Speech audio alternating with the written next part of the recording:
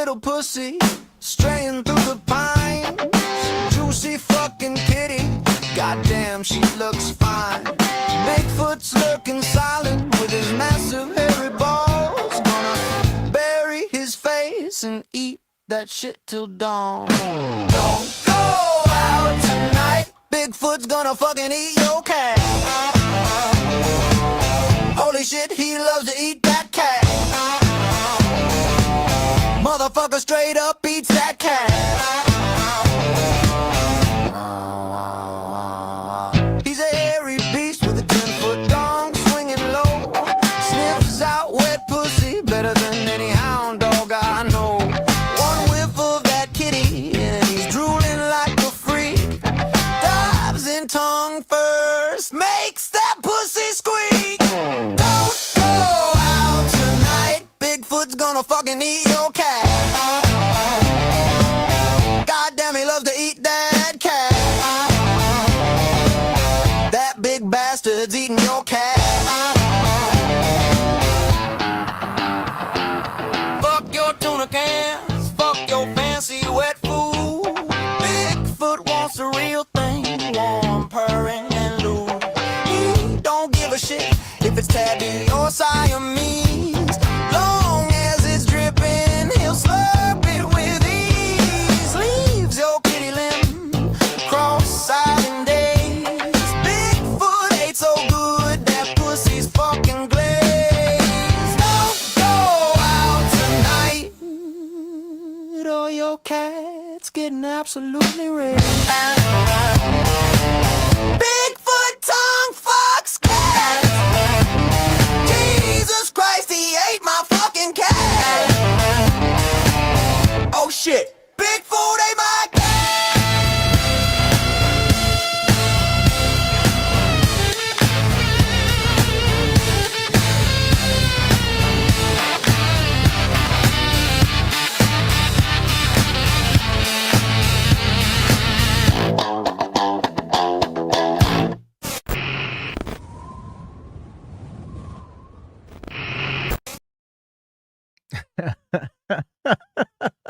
Hey, what's going on, everyone? How you guys doing? Sorry for the delay. I'm having weird tech issues. Come to realize my computer is old. Old. Like a decade. Like I like my processor that I'm using right now, I got in May of 2016. Right? Like I had full brown beard a decade ago. So I'm like needing to get a PC. I'm looking at getting, like, there's this pre-built. I don't like the prefabs, but I don't have the time or the money to go and like hunt down all the parts I want. So yeah, welcome back, everyone. Hope you guys are out there having yourselves a fantastic fucking evening. Sorry I wasn't on last night. Actually, I'm not sorry I wasn't. Let me tell you what I was doing. Shit, I was at the movies. Long time. Took me a while. Going and seeing these bad boys back to back in glorious 4K. Unfortunately, there wasn't 35 mil, nor was it 70 millimeter, which would have been something special, something spectacular. But I treated myself, took myself out on a date, front loaded with a protein shake.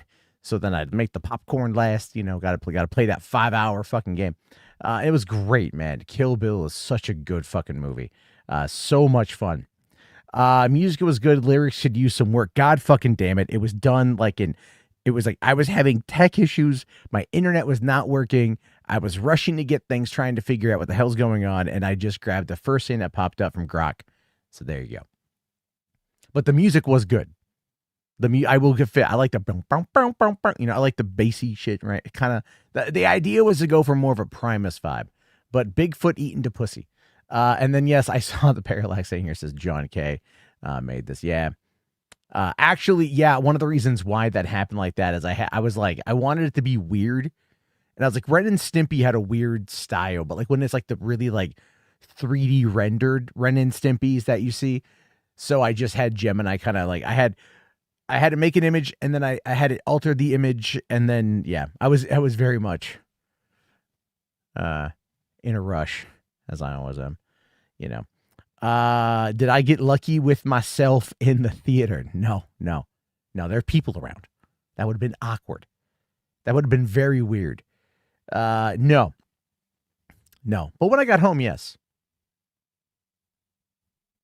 I mean, it was with myself, but, never lonely on a Saturday night. Anyway, let's see here. How everyone make your bets on how long into the stream will Matt's camera die.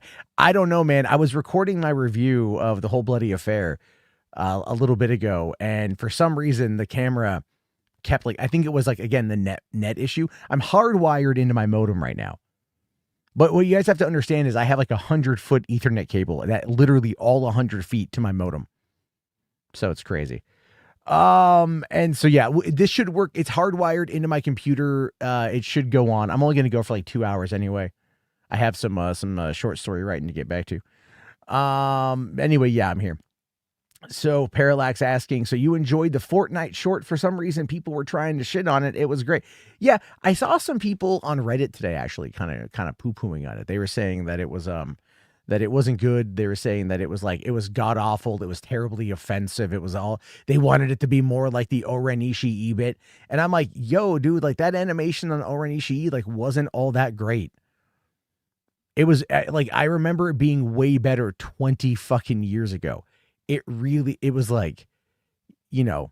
I'm not saying it was bad. It wasn't bad. It was good, but it was the fact that they were able to do this in the Fortnite engine. There's actually a whole video on IGN. It's an 8-minute video about how they made it. And how they made it was actually really interesting. So they got Zoe Bell, who is Uma Thurman's stunt double in Kill Bill. And they got her and they got the actress who is playing Yuki. And they went to a mocap studio in New York, and they shot it in New York. No, they shot it in L.A., and then they did some more stuff in New York. But they went and they did all of the mocap work, and they rendered it in real time in UE Engine 5 inside of the Fortnite engine. And they even had for the guns were basically prop guns that actually had, I think, haptic feedback. So it made it feel like you were shooting it. So there was weight there when they're actually firing off the weaponry and everything else. And they built the little, they had the little prop sets and whatever that they could kind of use, but they'd already pre-built everything. They'd already pre-built the world. And so at this point, then the girls were literally just working with it. And even when they shot the guns off, the guns were designed to even react inside of the digital space, meaning that if she's opening fire on something on the render, you're going to see the bullet impact on the item. So that's cool as shit. And then they went over to New York, and that's when they got Uma Thurman to do the mocap, Facebook Meta, right? Whatever it is, the metahuman stuff. And then she recorded the lines of dialogue, and then she did her facial animations, and they were able to kind of put all that together. It's really fucking fascinating how they were able to make the Yuki's Revenge actually a reality. And then seeing it in a theater, and not because I didn't watch it on my computer first, but seeing it in a theater to me was really fascinating, because I was like, this is a Fortnite movie could be made in Fortnite engine and it would make all the fucking money. It would make all the fucking money. And I'm like, this is the future of animation right here. Animation is going to be 3D animation, stuff made with game engines, stuff made with AI. This is all going to be done inside of a mocap machine. This is all going to be done. Video games have given us the opportunity to be able to make this stuff a reality. Imagine a very, very, very Weta doing, look at what they've done with Avatar. Fuck me, goddamn it. Avatar is a prime example of that. But imagine Avatar getting cheaper and better looking, which is basically what Cameron is doing, talking about Gen AI. It's crazy. Uma's facial expressions look great. Her skin is one of the best. Yeah, man. I thought it looked really good. So let's see here. First Lady Melania Trump hates Christmas so much. She's not a fan. That is true. Melania is not a gigantic fan of Christmas. That is accurate. Yeah, that is pretty accurate. It is, I'll tell you this. I really had a lot of fun with Kill Bill. It was great to go back into that world, and maybe I'm alone in thinking this. Maybe you guys might be right there with me. It's safe to say, I think, that there's some kind of magic in this particular world, right? Like Pai Mei is pretty much like believed to be like over 1,000 years old. You know, and it's not like some story. Like he legitimately is, you know, he put on the vibe of being like 1,000-year-old guy. It's crazy. Hold on here. What is this? White House plans to remove Martin Luther King Jr. Day to add President Donald Trump Juneteenth. I don't believe that's accurate.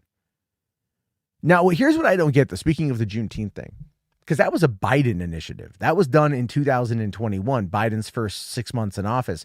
He signed an executive order that made Juneteenth a federal holiday. Trump has not rescinded that holiday. Can Trump even rescind that holiday?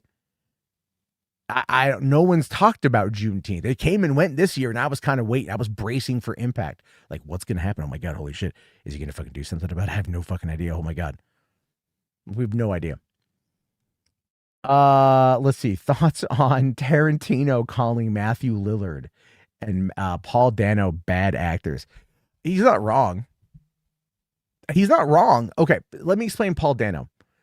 They're not bad per se, but they're not like the strong type of character actor that that Tarantino likes. He likes the Lee Van Cleef. He likes the fucking Charles Bronson. In fact, actually, at the end of Kill Bill Volume 2, in the end credit sequence, it says "Rip Charles Bronson, Lee Van Cleef," like all of these like old spaghetti western stars, these martial arts stars and whatever, right?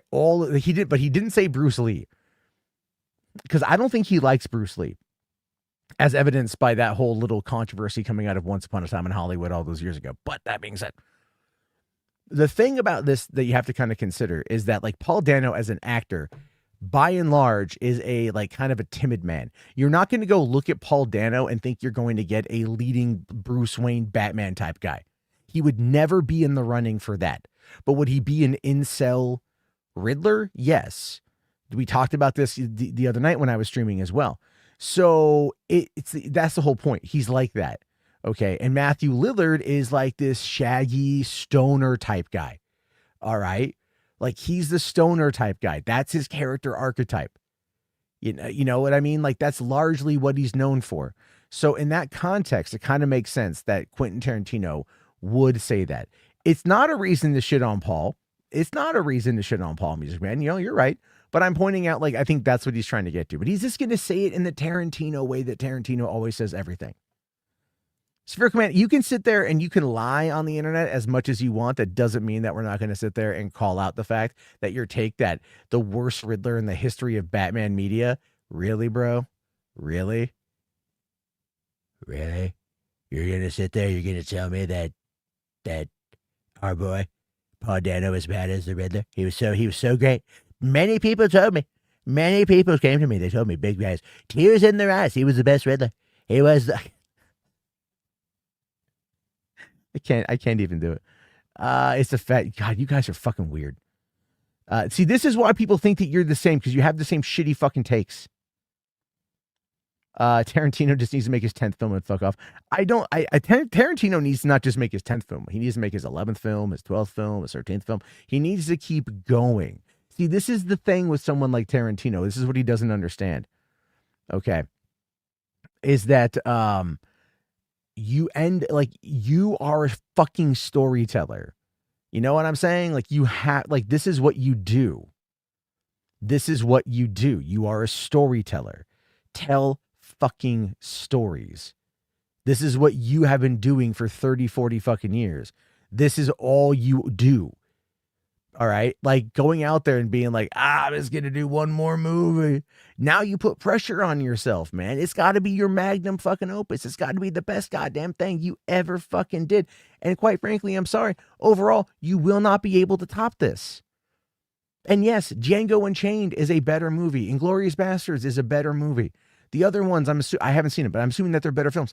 But you will never be able to top this. Not only in storytelling, ultimately, but for public fucking impact. This movie is memeable. You can watch these two films back to back and you can point out so many things that were early internet memes back in the day. You are a fucking storyteller. It is utterly ridiculous to me that like he basically went to Death Proof and like was like, Death Proof didn't work out the way I wanted it to. Oh, I better throw everything else to the fucking wind. So let's see. Technically, it's his 11th film. Yuki's Revenge was his 10th. No, that's part of this. It's still technically the intermission. It's the inner fucking mission. It should have been the intermission. But that's all I'm saying. It's like, you know, come on. If anybody who makes things that you guys like, anybody, do you ever want them to stop doing it? No. Do you think they should stop doing it? No. If your primary experience on this earth has been to tell stories and shit, then that's your destiny, dude. You know, it's like, look, you can not like Kevin Smith all the fuck you want, but that dude still tells stories. Some are better than others, but he still tells stories. He just gets out there and he makes some shit, fucking throws it out there into the goddamn world, sees what happens. Tarantino, the problem with Tarantino, man, are all the fucking artistic fucking fart sniffers, right? It's the same fucking, this is the problem with like with that kind of like, you know, cinema, you know, it's because it's like the I'm an auteur. I only want to make movies that feature lesbians dancing on each other's penises that were rubber and latex, while men yell out ass to ass, and I shoot it from the overhead so I don't actually have to show Jennifer Connelly's face. That kind of cinema. Of course, Aronofsky's made, you know, he's altered his own type of shit, you know. But Caught Stealing just came out, so that fucking did a movie. You know, I'm just saying, it's like he can do more things. If he doesn't want to direct movies, fine, write them. Tell stories, man. I mean, look at what they're doing. They got finally, they're doing Once Upon a Time in Hollywood, whatever the hell it's called, The Adventures of Cliff Booth. And they shot that. Fincher directed it. Brad Pitt was in it. It's a fucking Netflix movie. Maybe a Warner Brothers Netflix movie. I don't know. I'm just saying, it's like, this is the thing, is like, instead of being like, oh, I have to be so perfect. I have to be so perfect because I am so great. Just, you're a fucking storyteller, dude. You're a fucking storyteller. You know? It's just fucking more, that's what it is. So this whole concept of just like, I'm not going to do it because it says 10 movies. No, fuck you, dude. Fuck you. If I was in that position, I would never stop. I would never fucking stop, man. Why? Why stop doing what you love? I don't matter how old I get, I ain't gonna ever stop beating off. You know what I'm saying? Neither are you. Why stop doing what you love? Now, if you have someone else doing it for you, that's a different story. But I'm just saying, you know, it's like, you know what it is? I'm gonna show this. I don't know if I'm gonna get in trouble for this or not. Okay. Also, do me a solid. If you guys are here, like there are, you know, there's like 17 of you here. I appreciate it, by the way.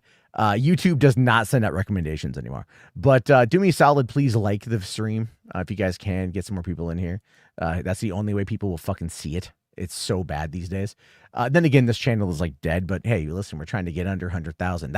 I'm the only fucking YouTuber that's like, let's actively get under 100,000 subs. Let's fucking, so I can send back that silver play button. Let's see here. Clerks 3 and credits. I want to know, man. Yeah, here we go. All right. Like I want you all to hear this shit. Okay. This is inspiring. This is meant to be inspiring. Okay. This is like, if you've never fucking seen, Clerks 3. Okay. There's a bit of spoilers in this, but it's also been a couple years and what the fuck is wrong with you? All right. Now I'm going to show you guys this thing here. Hold on. At the end of Clerks, okay, at the end of Clerks 3, in the end credit sequence, fucking Kevin Smith comes on and starts talking. All right. And I just want you all to hear this as a reminder. Okay. Because this is what happens to Randall. And just listen to this shit, dude. This is inspiring. I'm from New Jersey. Well, maybe not this. Hold on. Let me get past all this shit. Oh my God. This time's exciting for me. Thank you. This time's exciting for me because this time everyone finally gets to see Clerks the way I've always seen Clerks. Most people think of Clerks as a black and white movie, and they're right. It was shot in black and white film. But to me, whenever I watch Clerks, even though it's in black and white, movie appears in color because I lived that life. And so now, thanks to Leron, you're all seeing Quick Stop and the surrounding area, Dante, Randall, Jay, and Silent Bob, as I've always seen them from day one, in vivid living color. You know, Quick Stop is the unsung star of all the Clerks movies, if not, you know, the epicenter of the View Askew-universe films in general. All stories emanate and flow from that little building. And when I worked there, I hated it. I didn't want to be there. I didn't want to work for somebody else, and I didn't want to work there. And people would come in, and I'd be like, oh my God, I have to actually wait on people. I just want to watch TV. I didn't even want to work at the convenience store. I tried to get a job at RST Video. There was an ad in the paper for it. I went down, talked to Mr. Topper. He goes, I see you have convenience store experience as well. I said, yeah, I worked in a bunch of convenience stores. And he goes, would you be willing to work in this convenience store next door from time to time? Because we own that as well. And I was like, yeah, if you need help. And famous last words, because it was a convenience store job. He catfished me. I just wound up working at a convenience store with a couple hours in a video store, teased with paradise, then seduced and abandoned to sell goods. So in Clerks, Randall says, man, this job would be great if it wasn't for the fucking customers. But in the script for Clerks 3, I'm gonna read you a little something that was there that I didn't use in the movie. During the pullback shot, at the very end, you hear John Gorka's Beautiful. I'm from New Jersey. And it was so lovely, I left that moment alone and didn't put in what in the script called for the voice of Smod. That would be me. And this is what you would have heard. Randall Graves spent the rest of his life running quick stop groceries whenever he wasn't making movies, with each film financed solely by Crimson Crypto Studios. At a screening of his final film, the Asbury Park Press asked him to sum up a life spent satisfying both the public's demand for cigarettes and soda, as well as their appetite for the many movies he made after his celebrated debut, Clerk. The 90-year-old Randall Graves replied, I always thought the jobs would have been great if it weren't for the fucking customers. But as it turns out, these jobs are great because of the fucking customers. He means it, so do I. Thank you to everybody. Whoever walked through the door of that store and made me think, somebody should put this in a fucking movie. Somebody did. Thank you. Yeah. Okay. That's what I'm talking about. You know what I mean? That's what I'm trying to say right there. Is never stop, man. It's over. Right? But it's like right there at the end, that line there about Randall. That's what I'm talking about. That's it. Never stop. Sometimes you start later. Clerks 3 is kind of the whole back end of that. But it's never too late as the moral of the story. You know, don't let a near-death experience be the reason why you follow your dreams. But I'm just saying, it's like that. Tarantino someone should send that to him. And just like fucking slap him in the face with a fucking salmon. The fuck is wrong with you? Like fucking tell a goddamn story. That's what you do. That's your life's work. And if that's your life's work, it's never fucking over. It's never fucking done. Your life ain't over. Right? Your life ain't over. Your life work ain't over yet. The fuck? No, I know Kevin and Quentin are friends. Yes, I'm aware of that. I'm just hyperbolically saying, you know, the first Clerks really did help build a foundation for modern indie films. It did. It wasn't just Clerks. It was, in fact, Reservoir Dogs coming out before Pulp Fiction. You had Gummo, right? You had, who did fucking Gummo? That wasn't Linklater, was it? Who did Gummo? No, that was, I'm thinking before. That was Harmony Korine. That was one. Gummo was one. What did Richard Linklater do? I know he did Dazed and Confused. Okay. But before Dazed and Confused, right, he did something. But, you know, that dude's been around forever, man. You know? You had Clerks. You had El Mariachi, for example. That was an $11,000 fucking movie. You know, that Robert Rodriguez legitimately went into a months-long scientific experiment in order to get paid some money, and he used the time to write the goddamn screenplay. You know what I'm saying? So it's like this is your thing. This is your thing. This is your reality. This is your truth. This is your life. And then you're gonna fucking be like, This is why, look, man, perfect world scenario shit. For me, personally, if I could fucking like sell some ideas and like get some capital and like live and shit like that, I would do it. And then I would fucking go off and I'd make these little fucking point of view found footage movies that I love. You know what I mean? Like just dive right into those little In Search of fucking 25,000 In Search of movies. I got tons of ideas. And just fucking do that shit while still working on the other concepts that I've got. Use that to fund the dumb shit. And then like, again, I don't need to be rich. Wealthy would be nice. Comfortable would be nice.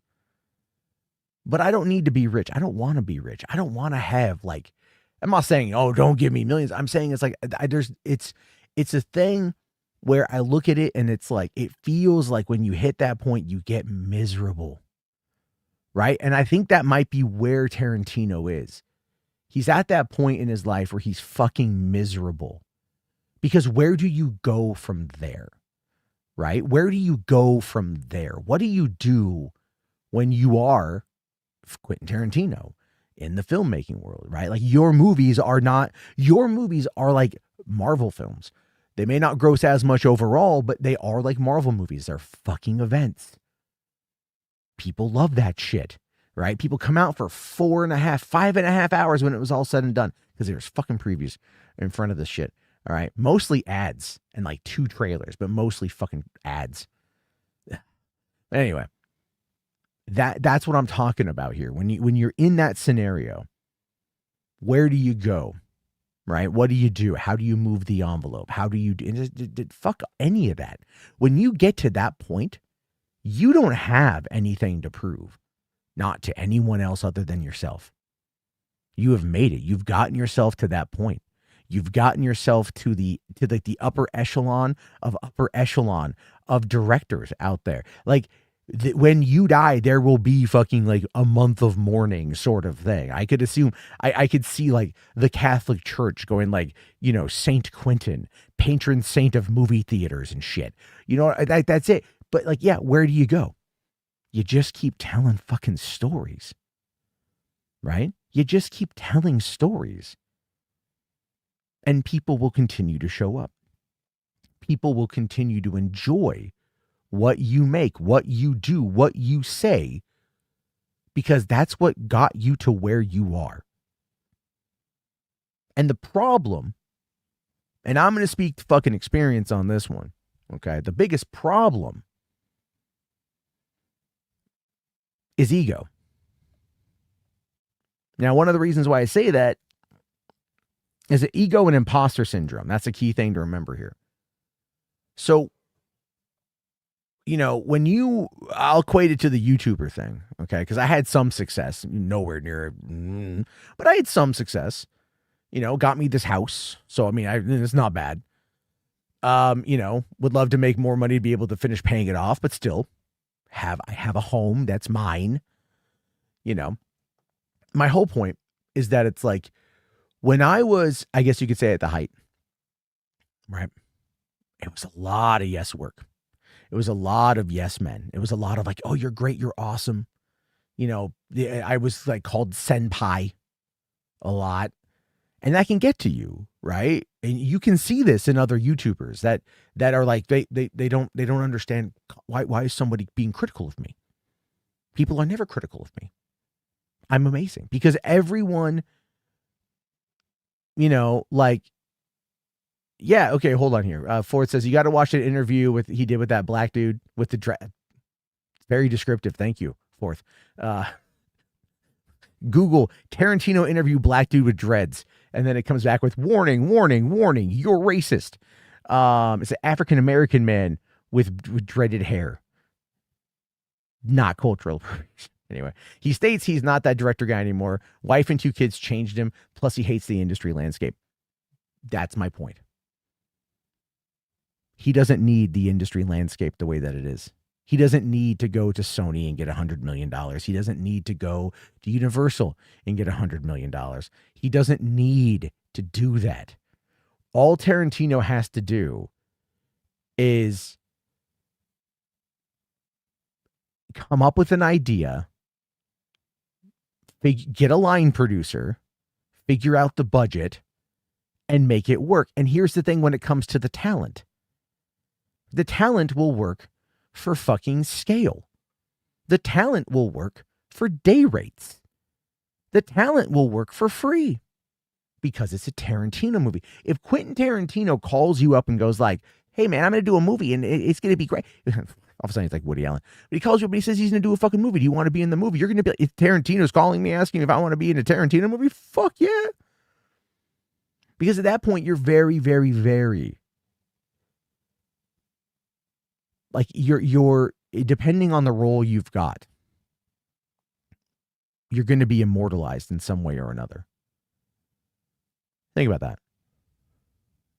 Think about what that gets you in this industry's landscape.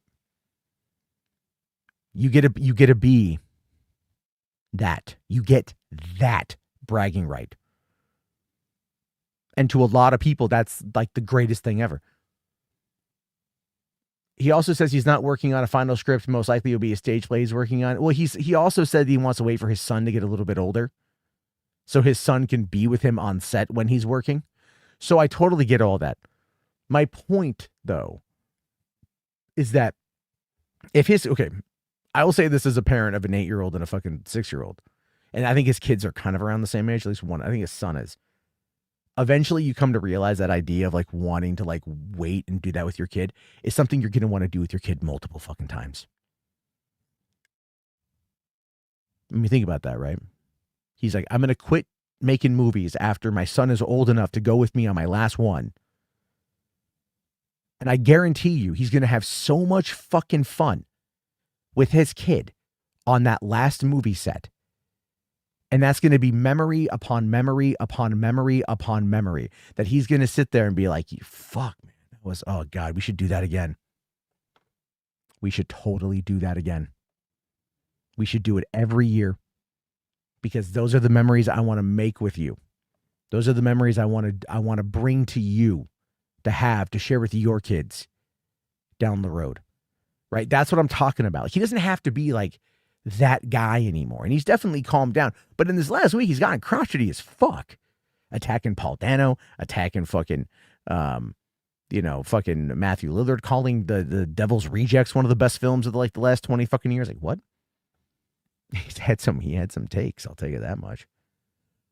I'm just saying that it's like, in this scenario, don't deny who you are, what you bring to the world. Don't deny it. Just don't. Just fucking do it. That's really what all this whole thing boils down to. Is just fucking do it. Like goddamn Nike and shit. Less child fucking, factories in India and China and shit making your fucking cheap ass shoes. But still, you know what I mean? It's just do that. Because that fucking angers me, man. Oh, and Owen Wilson. Yeah, and Owen Wilson. Who doesn't love Owen Wilson? Like I said, he's got some takes. He's got some takes. I can't say that they're good. But I mean, all that aside, it's like, again, this is the thing. It's ego, man. It's ego. It's the fact that he's had all these years, over 30 fucking years of having people everywhere he go, just unzip the file, pull it out. That's going to get gift. Fuck. Shouldn't have done that on camera. Anyway, he's got that. And so that fucks with your brain after a while, right? It fucks with your brain after a while. And I think, and we see this on YouTubers. The difference though between filmmakers and YouTubers, there's a fucking disconnect, right? But the concept is the same. YouTubers have to do this day in and day out every single day in order to make enough fucking money in order to fucking live. He gets millions of dollars and he can like go and live in Israel and shit. Cool, good for him. But it's like, it's the same, but slightly different. Okay. So am I saying, so you'd say sitting in the theater for 4.5 hours is worth it? Is there an actual intermission? Yeah, there's an intermission. Basically they kind of cut out like the epilogue of volume 1 where it shows her in the plane, like jotting down creating the list. They cut that out. And then it just kind of, there's an intermission, and then it goes right in to the opening of the second movie with like, she's not narrating like the recap. So there's no recap, there's no epilogue. It just goes right into part 2 with the massacre at the wedding. And so it fucking flies by. The longest part again is going to be the intermission and then the end credit sequence. And so you got to sit through the end credit sequence in order to get to the Yuki's revenge bit. So there's that, but it's good. How much popcorn did I consume? 1 large popcorn with no butter. And I actually, it took me like, it took me, I think not all the way through the movie. It got really close to the end of part 2. I had a protein shake before I went to kind of like keep the cravings down, and it worked out pretty well. I don't think they needed to cut the epilogue. Yeah. Well, they also didn't need to change the opening like thing, Did they put Michael Jai White? No. I was wondering if that was going to be in there. And that's the thing that's where there's been that's where there's been the problem with the whole bloody affair cut. You know what I'm saying? Because what you've got, for those of you who don't know, when Kill Bill Volume 2 came out in 2004, there were talks, rumors circulating around the internet, percolating in the I would assume probably Ain't It Cool News. They were kind of the it factor at the time. I miss old Ain't It Cool News. I really do. I really miss old Ain't It Cool News. There's no way to ever get it back again. That kind of vibing for movie news commentary is gone, replaced by corporate fucking sellouts like John Campea and any of the people that came out of goddamn Collider, the fucking sellout bastards. Anyway, yeah, no, Music Man. It's not that Michael Jai White was supposed to be in it. They shot the scene. They shot the fight scene between Michael Jai White and David Carradine. The idea behind the scene essentially was to show that even in Bill's advanced years, he was still exceptionally proficient with his sword, which I thought was interesting. So that would have been, and I thought that was going to be in there, but this is more of the con cut, like what they originally showed back in the early 2000s at con. Before Miramax and Lionsgate cut the movie up into 2 pieces. Yeah, you can find the scene on YouTube. Yeah. Wait, hold on, Mo. Brandon showed up in your stream with 2 sock accounts, and he'll be here soon enough. I'll watch some AI animation. He'll fucking lose his shit. Honestly, at this point, I think that's the only way the dude can come. Right? It's like the only way him and Donovan can nut is to like look at AI, get so fucking mad, and just get that. Oh. You know what I mean? That's it. Anyway. What was I saying? Oh, do I ever think we're going to get Kill Bill Volume 3? No, not live action. I could see it as an animated movie. I could see it as a graphic novel. I could see it as a fucking stage play. I don't think we're going to get it as a movie, though. Not directed by Tarantino. And I don't know. Uma Thurman at this point now is like 55 years old.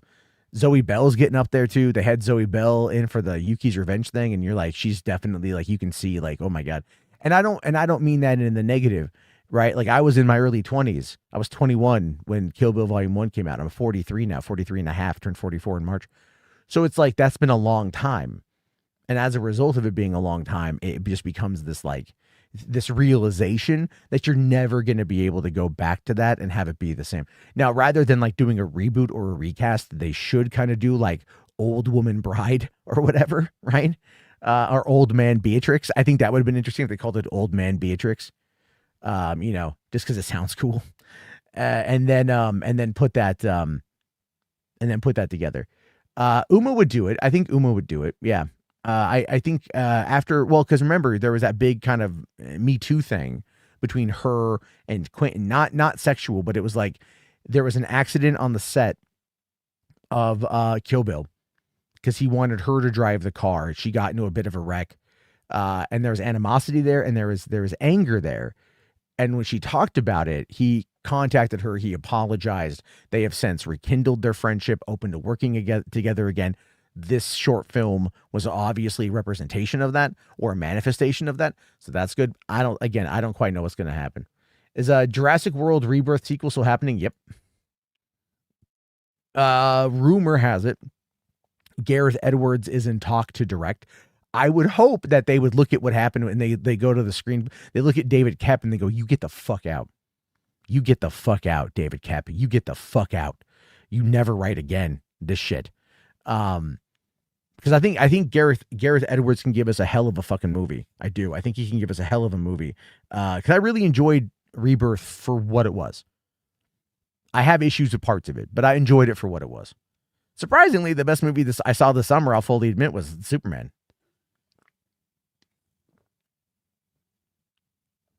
Uma was barred from getting footage of the crash. Tarantino went and got the footage on his own and gave it to her. I think she had to sign an NDA or something like that. But yeah, it was pretty. What is Tarantino's take on Superman? Let me look that up. What is Tarantino? Is it similar to my take? Tarantino's take on Superman. Let's see here. Are you talking about like Clark? Oh, the whole thing at the end of the movie. Yeah. For those of you who don't know, there's a take that Superman is the real identity and Clark Kent is the costume because he was born as Superman. Unlike, Peter Parker and Bruce Wayne putting on their costumes to become their heroes, Superman is always Superman. That is his true self. Interesting take considering nature versus nurture. But that again, they weren't really having that conversation. It just goes to show you that in that capacity, Bill views himself as Superman. You could kind of tell. Yeah, no, I know. I had to think about it for a second. I had to Google it too. But it's in the fucking movie. Tarantino favors the Bryan Singer Superman. He favors it and was going to write a lengthy review praising it. Here's the thing. I'm going to catch some flack for this. Here's the thing with the Bryan Singer Superman movie. We owe Bryan Singer an apology for it. It's really actually quite good. Now, I say this not saying that it is great, not saying that it is amazing, but 20 years removed from that film's initial release, I have found an enjoyment for it that I previously did not have. And I quite enjoyed it. And I thought that it was unfair, ultimately, the way we treated that movie. Because the problem is that it was trying to be the next Christopher Reeve version rather than anything else, like its own thing. And that's the biggest problem with something like Superman that's gone through multiple iterations, multiple character identities, multiple comic runs, all those things over the course of the near 100 years it's been around. And this is the problem for literally any comic book adaptation. Which adaptation do you pull from? Which one do you hold to? Which ones do you alter and change and shift? That's always the issue. Superman, if we wanted to be true to the comics, that motherfucker wouldn't fly. He would jump real far. He'd beat the shit out of fucking shitty-ass goddamn landlords and con men and crappy people like that, bad politicians. He wouldn't fly into space and fight goddamn cosmic fucking space monsters. He wouldn't have a Jesus fucking deity idea surrounding him. You know what I mean? Like, there's a lot of that shit. In comparison to Superman 2025, Superman Returns is a masterpiece. I like both. Okay. Like, I have issue with the character of Superman. I have issue with the way he's presented, the way that he is deified, when he is clearly at this point an allegory for Christ. He's been an allegory for Christ ever since Richard Donner made him an allegory for Christ fucking nearly 50 goddamn fucking years ago. And people, for some reason, still do not want to ever have that goddamn conversation. The character is inherently one that I think the reason, again, why Omni-Man and why Homelander have become, by and large, more popular characters in recent years is because of the cynicism around everything about having absolute power. That's what I think it is. DC has its reboot button. I mean, DC's going to be, I don't know if DC's going to be rebooted again, but it's entirely possible that it might. Anyway, I did miss a super chat here from This Is. Thank you, buddy. Really do appreciate you. He says, I'm late to the party, but who won Warner Brothers? I've been busy all day. What we're dealing with in the Warner Brothers situation. And I don't know if I should do a video about this over on 3 Buck Theater. I'm not even too sure how I want to approach that channel. I did record a review for the whole bloody affair, but I got to download it and I got to edit it because there were some camera problems. Okay. I'm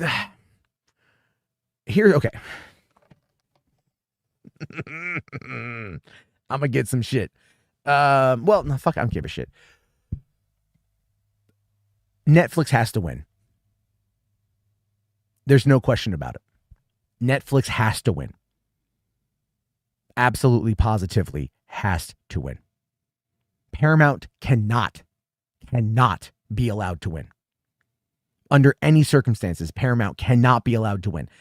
And the reason why is because if you look at if they win, that will mean that Larry Ellison and his progeny are not only in charge of Paramount, CBS News, which outside of Fox has the largest like boomer audience of any kind of network television.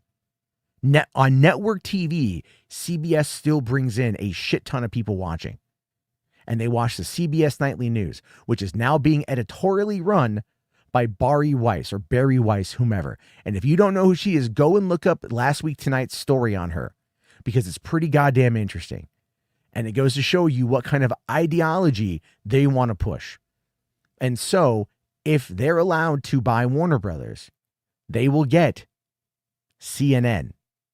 Now, granted, CNN's ratings aren't also that great, but still, that is a well-known and a well-traveled news organization that will then be put in a position to be very, very, very favorable to the current administration and to more or less gloss over the various crimes it's committing on a nearly daily basis. Not only that, but recently, Larry Ellison's Oracle came into co-possession of TikTok, the American TikTok. And as a result of that, if they get Warner Brothers, they will control a massive amount of network television and a massive amount of our mainstream news. And yet, what I saw when the fucking Netflix deal came through was all the guilds, the DGA, the WGA, SAG, all those people coming out and saying, this can't be allowed to happen. This can't be allowed to happen. Not a fucking word I've seen about this hostile takeover on Paramount's part. Not a single fucking word that I've seen. So these fucking people that are so upset about Netflix gaining control, Ted Sarandos has said that with the acquisition of Warner Brothers, they are now in the theatrical business. How long will that last? I have no fucking idea. No idea whatsoever. But Paramount cannot be allowed to win.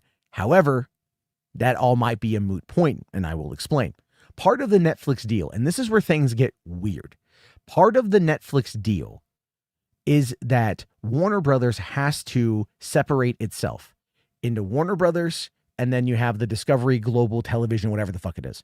Okay. And that's already been in the works. They're separating themselves into two companies. And the Discovery TV channel shit will have CNN with it. And that will end up being its own publicly traded company, which is ultimately what the Ellisons want. Now, I think Larry Ellison wants that. I think David Ellison wants Paramount because David Ellison wants to be the next Kevin Feige or the next fucking, God King of Hollywood. Okay, fucking Nepo baby coming on in and wanting to play in a field just because, he did well with some Skydance movies, but some didn't. Terminator Dark Fate. So, if they just wait, they can acquire all the television assets, including the news. And again, that should not be allowed to happen. There should actually be anti-monopoly laws that are enacted, that are enforced to prevent this from happening. But Netflix has no need for like Warner Brothers games. They're basically useless to Netflix. They said so today. They're not game developers. Now they could license those properties out to other companies, which they should do, right? Let Rocksteady become its own company again. Oh, that shit. And then again, also, yes, Kuntz here also brings up the fact that if Paramount is to purchase Warner Brothers, it will be done with Saudi money. And, I'm not, look, man, I got nothing against the Saudi people. Okay, I got nothing against, like, the Israeli people. I got nothing against people of the country that are just people that are trying to live their fucking life. But let's be real. The Saudi government was responsible for 19 of the hijackers in 9/11. And yet we never stopped trading with them. We never invaded their country. We never cut off the head of that snake. They butchered one of our reporters for the New York Times, Jamal Khashoggi, lured him to the consulate, brought in 15 fucking pipe-wielding motherfuckers who hackstawed his ass up. We know about that. We know the intimate details of that. Yet still, our politicians, both on the left and the right, are buddy-buddy with Saudi. Why? They want the fucking money. And that is exactly the kind of fucking shit that I'm talking about here, right? This is why the guilds ain't saying nothing about this part. This is why all of these people ain't saying nothing, or why they want to make sure it happens. And that has everything to do with the fact that it's all about money, power, and control, man. That's what it is. So yes, you want to sit there and be upset that Netflix might scale back theatrical. Okay, but let me put it to you like this. With Paramount purchasing Warner Brothers ceases to exist. Actually, well, in reality, Paramount being the lesser popular of the companies will cease to exist. Warner Brothers will be Warner Brothers in name only, but they will ultimately cease to exist. But with Netflix, Warner Brothers will continue to exist with near limitless pockets and resources. David Zaslav, 3.5 years ago, acquired Warner Brothers from AT&T with the sole intent of trying to get it out of debt and in a place where it could be considered profitable enough to sell. And they accomplished that this year. So rather than trying to double down and make it even more profitable, they are now up for sale. And the only reason why they're up for sale is because, well, for one, they were going to do it. We knew that they were going to do it. But David Ellison made an unsolicited bid for the company. And that's what kicked off this whole fucking domino run motherfucking shit. So it is just, that's what I'm talking about. Is in this scenario, what we are seeing is you either want to see the industry continue to expand, which would be through Netflix, or you want to see the industry slowly shrink, which would be through Paramount. Will there be redundancies and will there be people that will lose their jobs with both mergers? Yes. Will there be fewer with the Warner Brothers being bought by Netflix? Yes. Why? Because Netflix doesn't have the infrastructure to do a global release for a film. And Otis there is right. Netflix would also need to go through theatrical to pay down the money. Yeah, they would, but they also make it. They have 300 million subscribers. All right. Like, how many billions of that is that a fucking month? It's not as much as you might think that they'd have to pay down. They're pulling in the money. Yes. And also, Disney, when you think about it, Disney being up for sale was also something that was heavily talked about a couple of years ago with there being a lot of rumors of Apple buying Disney as well.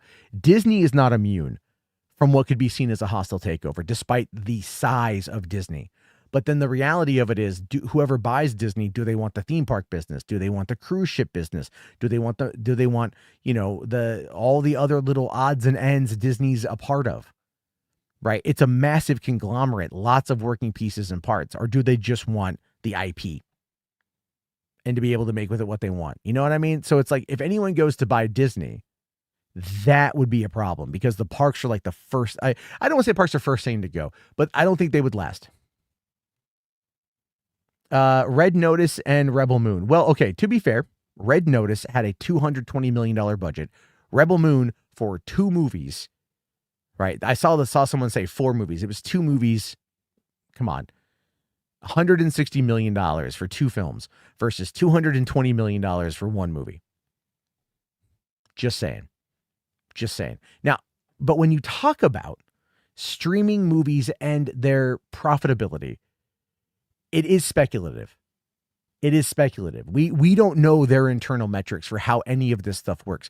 So it is very difficult to determine what is something that is going to be considered profitable for the company. Is it less churn? Is it new subscribers? Is it minutes watched? Like, how do they do this? But you got to understand at the same time, Netflix, not only does it have its subscribers, but it's got its shareholders. And that's ultimately the key thing. If you look at some of the statements that came out, I forget, it was a co-CEO of Netflix had said in an interview that like this is the best for like the industry and the best for our shareholders. Because remember, when it comes to business, all they care about is what the shareholders want. And the shareholders are where they get their money. So, or where their value comes from. So again, it's really about like, how does a movie do well by doing so well that it keeps their stock price high? Because if a movie bombs and their stock price starts to dip, then you know that's a problem. And Netflix is always looking for what's going to keep it high or keep it even. And so they're going to cut the fat. They're going to cut the dead weight, which is one of the reasons why they cut a lot of TV shows and things like that. Technically, yes, it is technically 4 movies, but come on. We know that it was ultimately 2. It wasn't like it cost them a lot more to remove 30 minutes from each of the fucking PG-13 cuts of those movies. Maybe a little bit to hire an editor to go in and scrub it for some of the bad shit. So, anyway, hold on. Jamal Khashoggi was a mouthpiece for the Muslim Brotherhood and likely Qatari intelligence asset. Yeah, okay, I don't know if any of that's even true. You said likely, but dude, the guy got straight up like, the guy got lured to the fucking to the embassy and then straight up dismembered in the goddamn basement. Okay, I mean, you know. Trump is considering firing Kristi Noem. What? After he spent $176 million of our tax dollars on 2 fucking jets? What? No. Never. He would never get rid of Kristi Noem. Come on. Yeah, I don't even know. Did you guys hear this? It happened in Vancouver, Washington. ICE arrested a guy. And then they ran like a squad car or one of their cars over his legs. Kristi Noem, not Noem, yeah. She should. Her career is gonna be like cricket after this whole fucking thing is done over. That woman is gonna be fucking toast and a half. But isn't she talking shit about him? I'm not surprised. You talking about Kristi Noem talking shit about fucking Trump? Let me see here. I don't even know. I've kind of been busy. Is it Kristi Noem? Kristi Noem, they're okay. See, fighting with Trump. Is that happening? Let's see here. Kristi Noem panics. Okay, this is from the Daily Beast. The Daily Beast. Okay.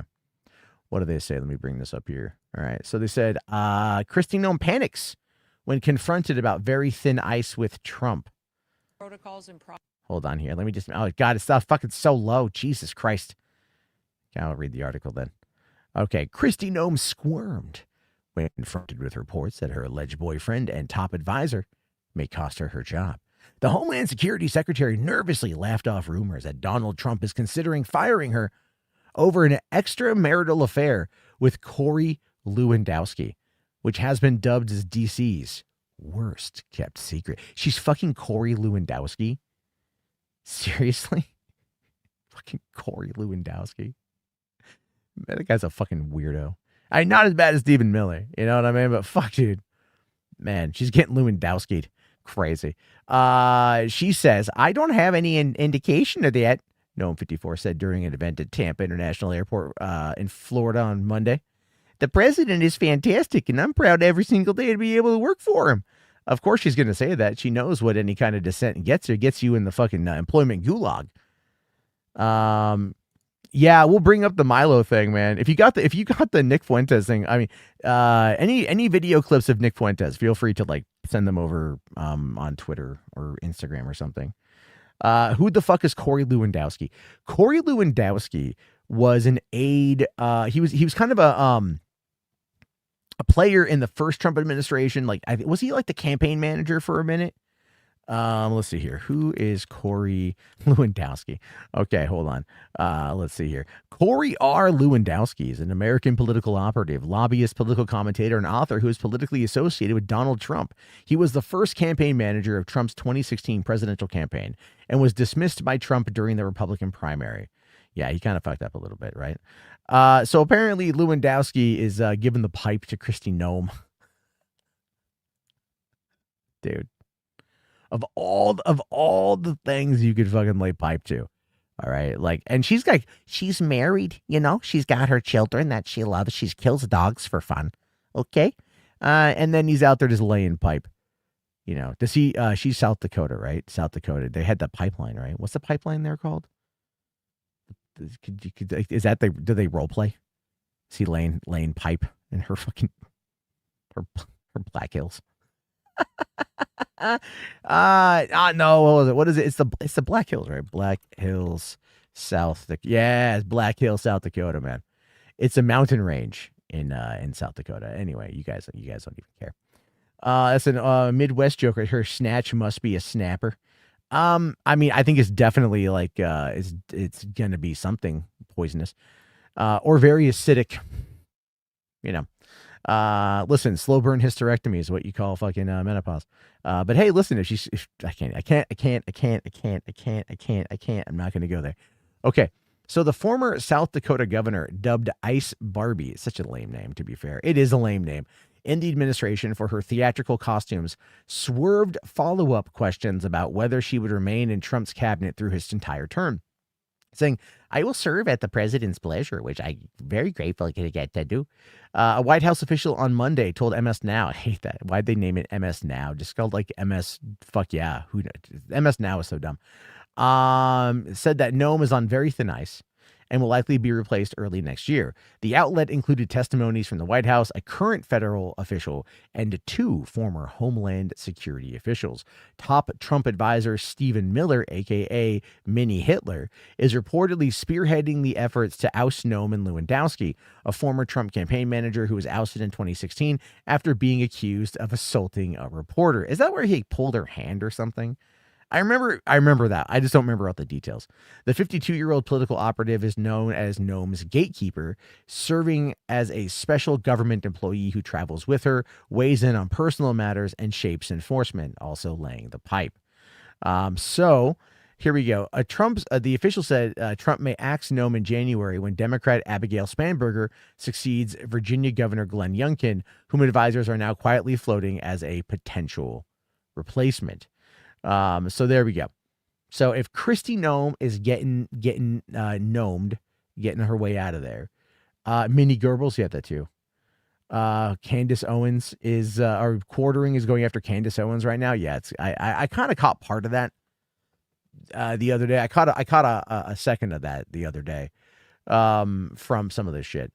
It's I don't even really know like what all is going on with all that. Like I know Candace did Candace, thank you, by the way, fourth, I got it. But did Candace do the thing? Like she said something today I saw floating around where she's like, the government can't deny that they were involved in Charlie Kirk's shooting. Today is going to be the day. You know, like no one believes you. Like I had people when I made fun of Candace Owens, like a couple weeks back, you know, people leave comments like she's right about everything. Bitch has been right about nothing. She doesn't fucking know anything.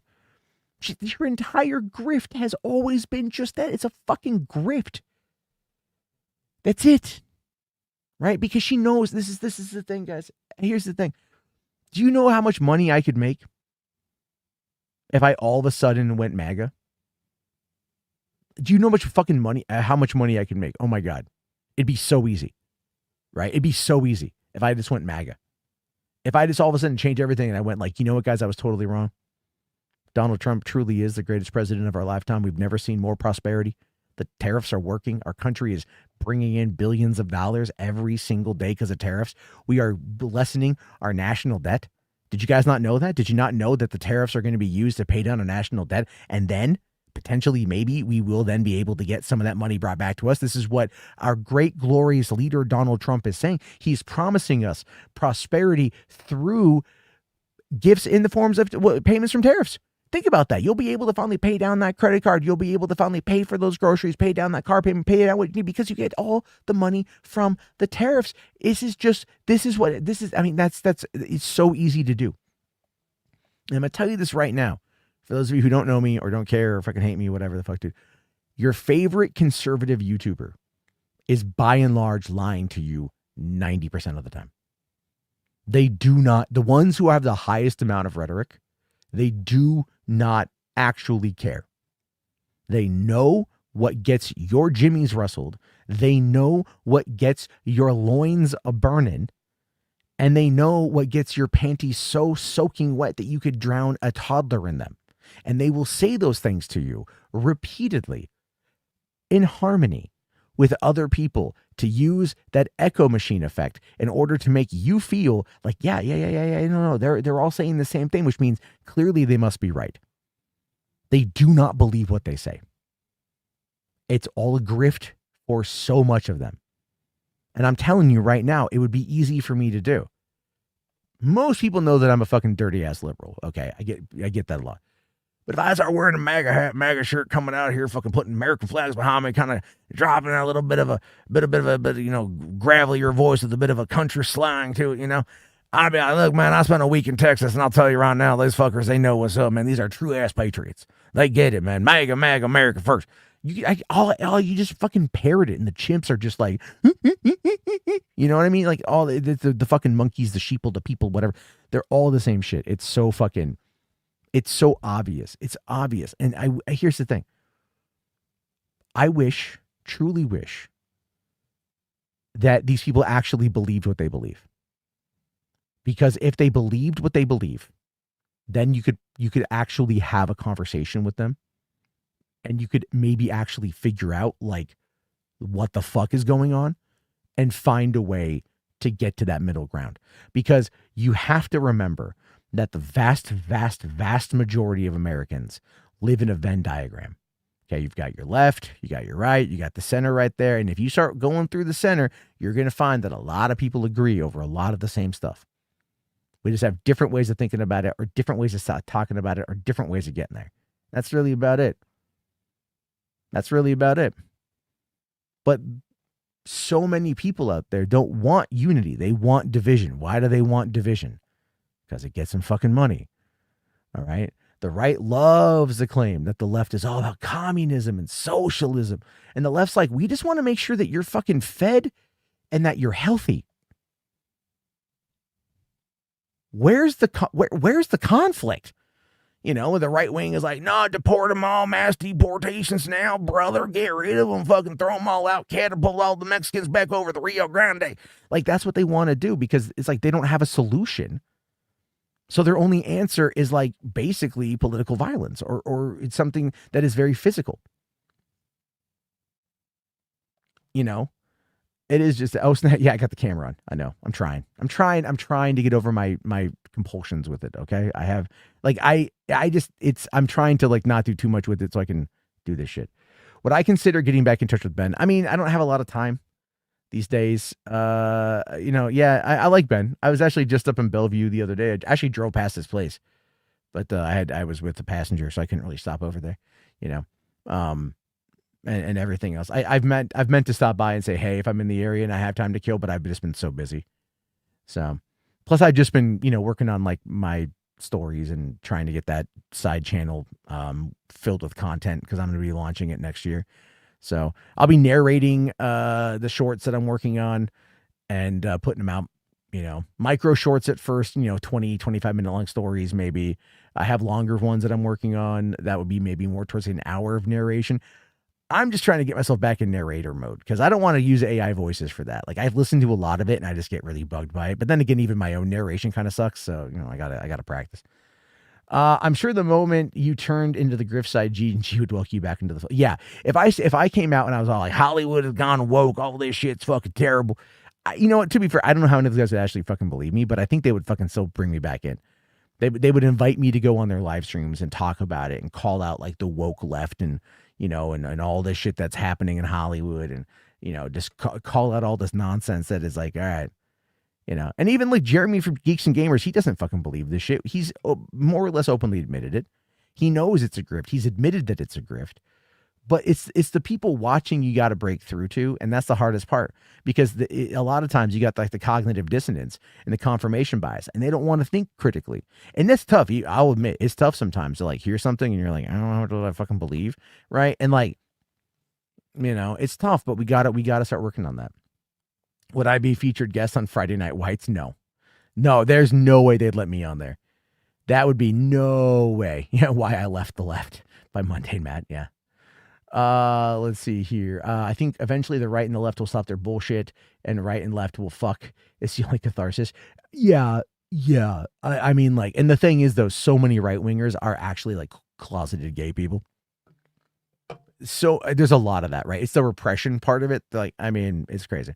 So here, we'll take a look here at this is Milo Yiannopoulos apparently going on Fresh and Fit and calling out Nicholas Fuentes. I don't understand these podcasts, dude. I've tried to understand. I've tried to get this Fresh and Fit shit, right? I've tried to, like, okay, hold on. Like, I've tried. I like the whatever podcast, the fucking, I see these, like, these shorts and whatever pop up occasionally. And I'm like, who listens to this shit? Who fucking listens to this shit? All right. Like, it just, who cares? It's like, this is like the dumbest thing. Wait, does it shock you that Geeks and Gamers and Friday Night Tights are buddies of Kino Casino? Not one bit. Grifter's gonna grift. Grifter's gonna grift. I think the biggest thing for me is like, I got opinions, and I got a lot of opinions and a lot of things.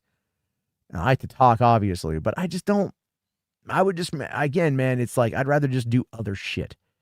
For me, it's other shit that's better to do, because it's like, I don't want to be like angry all the time.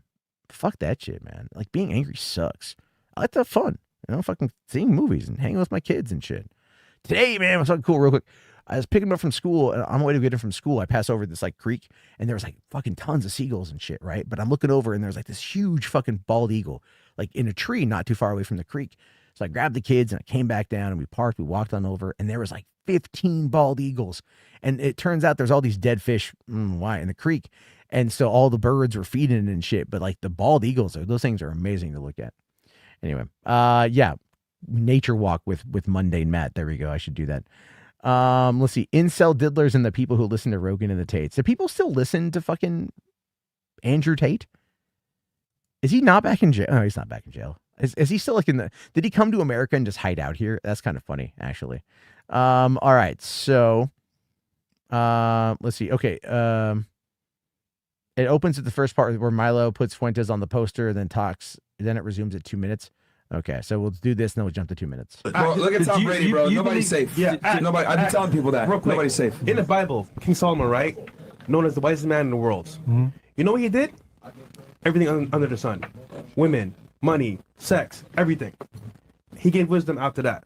How can you teach others when you've never been through it like that? You can't. Mm-hmm. So to your point, is it possible to tell somebody what to do if you're not doing the shit? Is that Hall for Nick Fuentes? Okay, you know what? I make this comment a lot about the Geeks and Gamers and like the fandom menace types.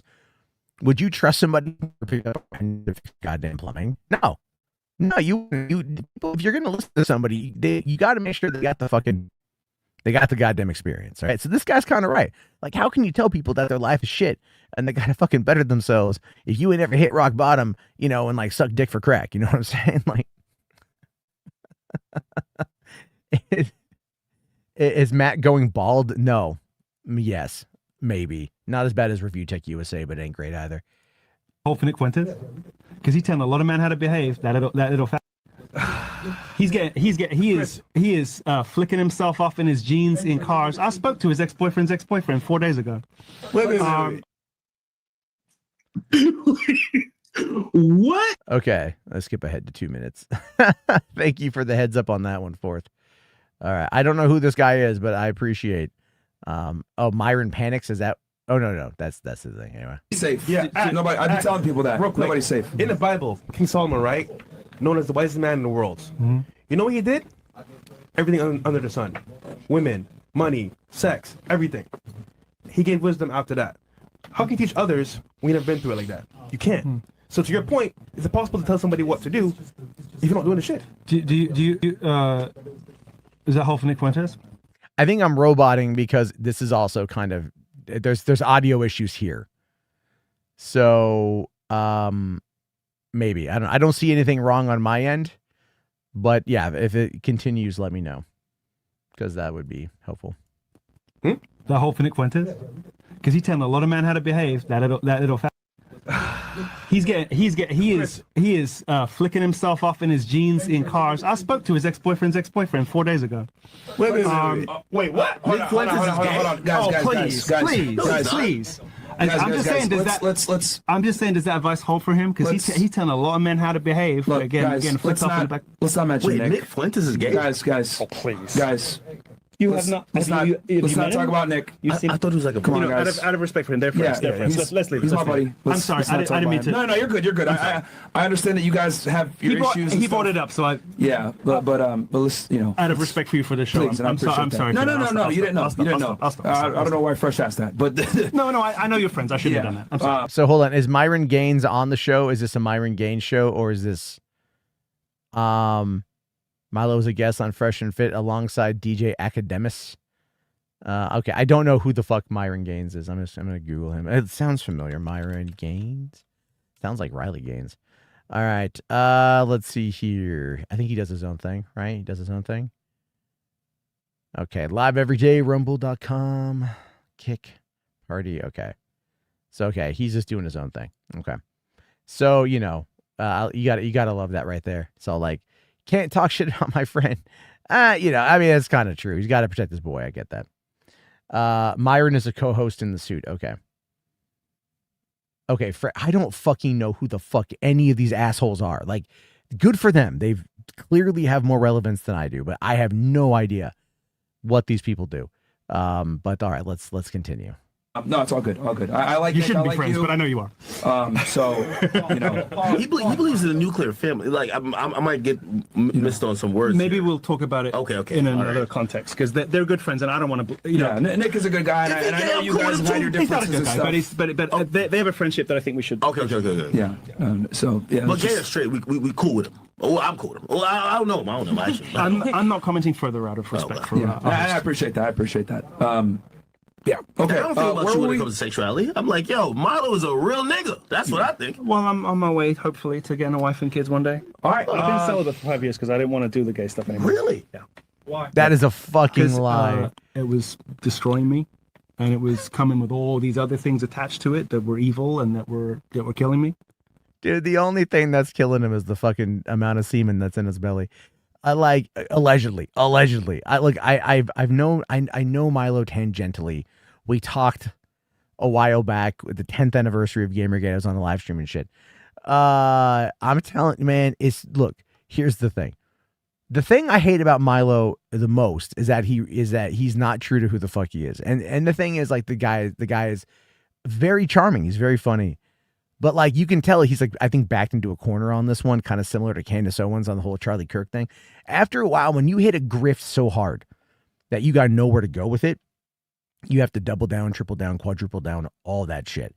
And that's kind of where this stuff is, right? Him coming out going like, Benny Johnson's gay. Is it possible Benny Johnson is gay? I would put money on the fact that it probably is possible that he's gay.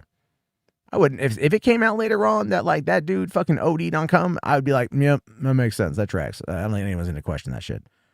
Why would you question that shit?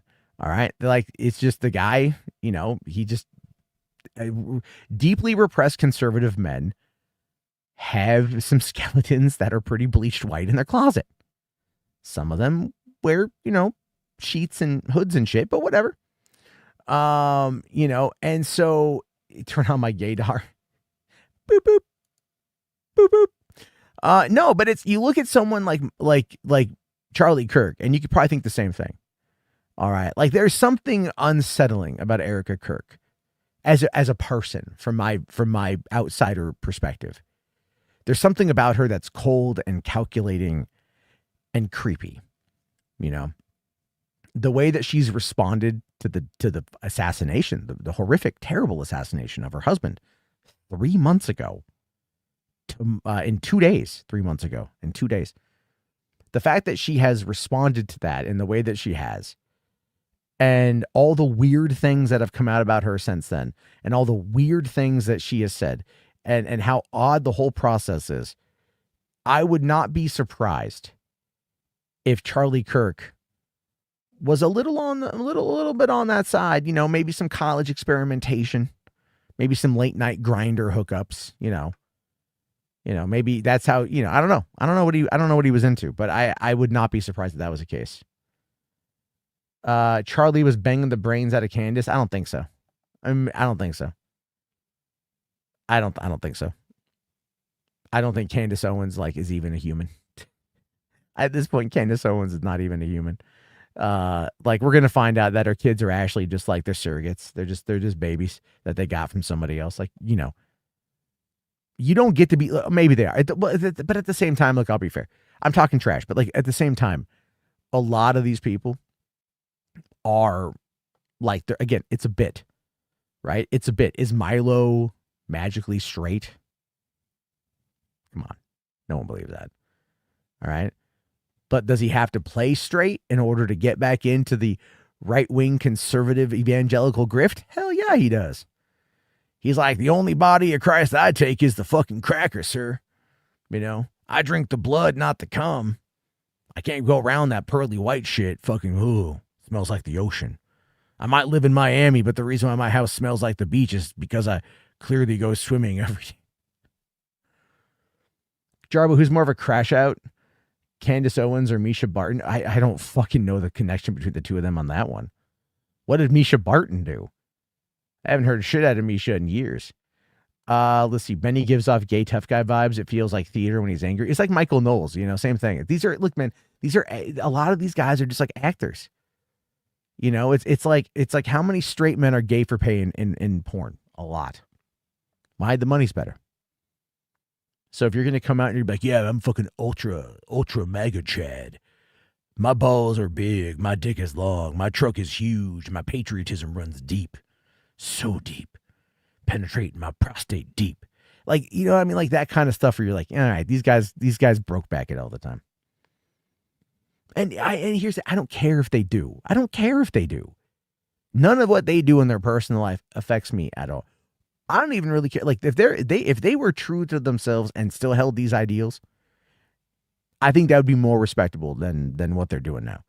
Because that they're lying. That they're faking it. That they're just out there going this is who I think people want me to be. And I've done that. And it ain't cool, man. It ain't cool. And you lie. No, because in the process of it, you are lying to yourself in the process of it. You know what I mean? You are lying to yourself. And then through that, you are effectively lying to your audience because you fear your audience. You fear your audience knowing that you are playing a character when they think that you're being authentic. I was talking about this yesterday on Twitter. We're talking about AI, and this isn't the whole AI thing, but I'm like, people are looking at that McDonald's ad, which I'll play for you guys in a few because I think it's funny as shit. But the McDonald's ad, people were actually kind of digging on because it was imperfect. And imperfection is authentic. Perfection is inauthentic. Does that make sense? Right? To be yourself is to be imperfect, which is then that way to be authentic. But to be perfect is to not be yourself. It's to try to be better than who you are or better than those perceive you to be, which in that case is inauthentic. These people are inauthentic because they want to be seen as something that they are not. They want to pretend to be something that they aren't in order to get people to like them. It's deep-rooted narcissism, sociopathy, all that kind of stuff. That's who these guys are. Are you not surprised that Benny Johnson gooned David Boreanaz and Ben McKenzie? No. I mean, I'm straight, but those guys, yeah, they're attractive. I mean, dude, Ben McKenzie hooked up with Monica Barakin, man. And I hear David Boreanaz is a dick. But I don't know. I can't say for certain. I've heard the rumors through the grapevines. Okay. Let's continue with this. I just don't want to live like that anymore. Wow. All right. So yeah, the word that I bleeped out was the F word. I love it. He's using StreamYard. You gotta love StreamYard. Does he show more of it, or does he just talk? All right, hold on. boy stuff, but then people started ragging on me and telling me that I need to talk about traditional family values and da-da-da-da-da. So internally, he's even fighting with himself, fighting with his sexuality. Let me just put it out there. But let's go ahead and go to this next clip because Myron tried to step in, but their relationship is kind of wonky anyway. So I'm a little confused what actually is going on between them because Myron was recently called out because of this. And let's get into this clip right now. Are you going to apologize to Nick?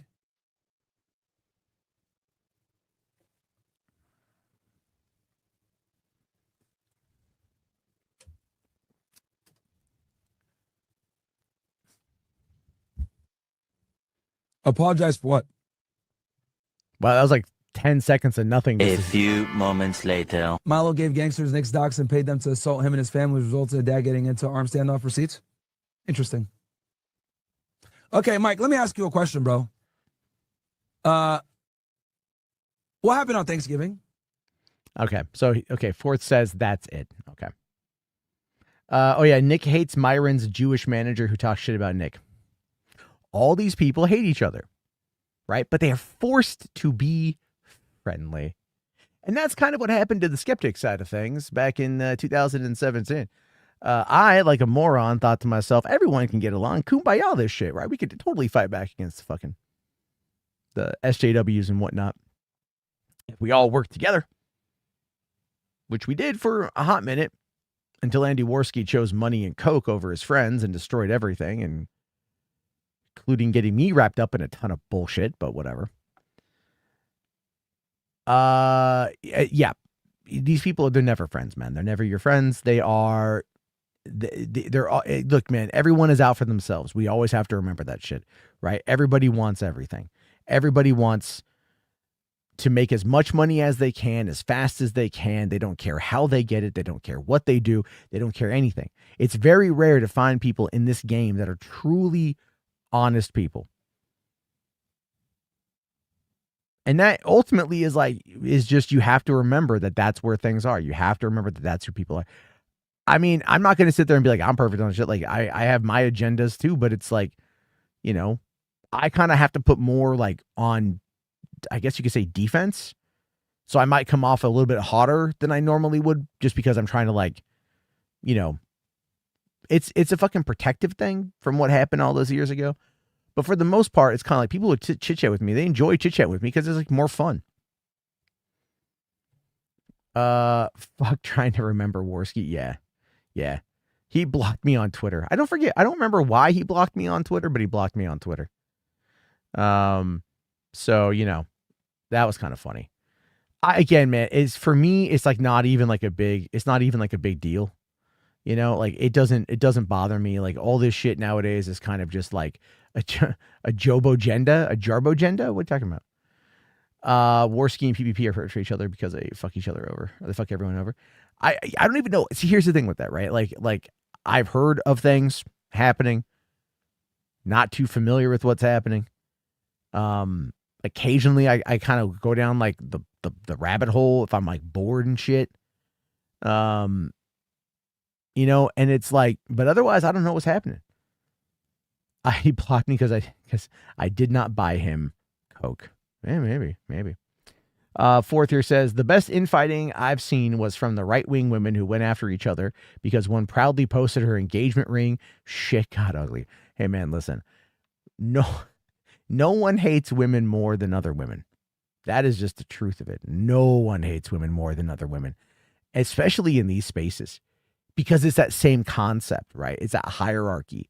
You want to be higher up on the pecking order in order to have that influence and that power. And so like everyone else is competition, and that competition breeds a shit ton of conflict. But it's true. Like no one hates women more than other women. Worski and PPP fucked over DSP and it was Kino. So what happened with that? Like I knew that they were kind of working together. I thought PPP and DSP were going to do like, some wrestling show. I catch very little through the grapevine, and then I immediately lose interest and I go do something else. But except for the lesbians. Well, lesbians love women. Yeah, sure. And I love lesbians. I identify as a lesbian. That's a bad joke. It went from why so small to I know you're getting finger blasted on the floor of the DNC, bitch.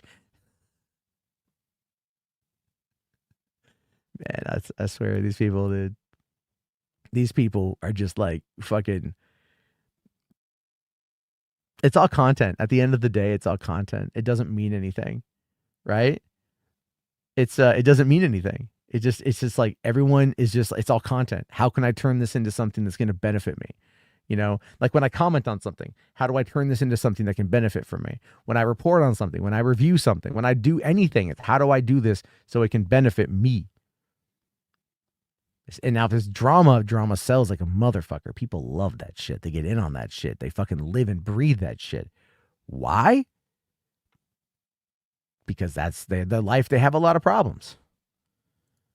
What's better, seasons 1 through 5 of Supernatural or Angel? I've not seen either. I have no idea. I'm going to go with Supernatural because fuck David Boreanaz. How about that shit?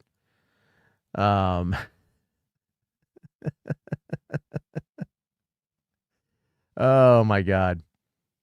Anyway, I don't even know, man. I can never get into that stuff. It was I tried watching like a couple episodes of Supernatural and never gripped me. Not in the way that you'd want it to. How can AI benefit me to annoy Brandon? Just make more of it. Just make more of it. Oh, hey, but check your fucking Twitter DMs, Mo. I sent you something I need you to listen to.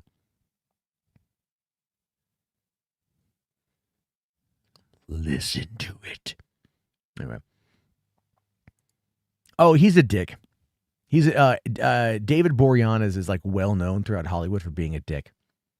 Super egotistical guy. Notice how after Bones, he hasn't really done anything. Okay, and then DSP tried to have a. Hold on, am I missing a thing here? Okay. Okay, so I guess DSP was betrayed by the casino. And then DSP tried to have Rich on to do a robbing the casino stream, and DSP introduced himself as the King Snake. Oh my God.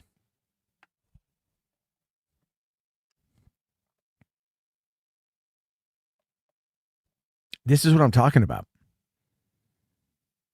It's like, it's all kayfabe.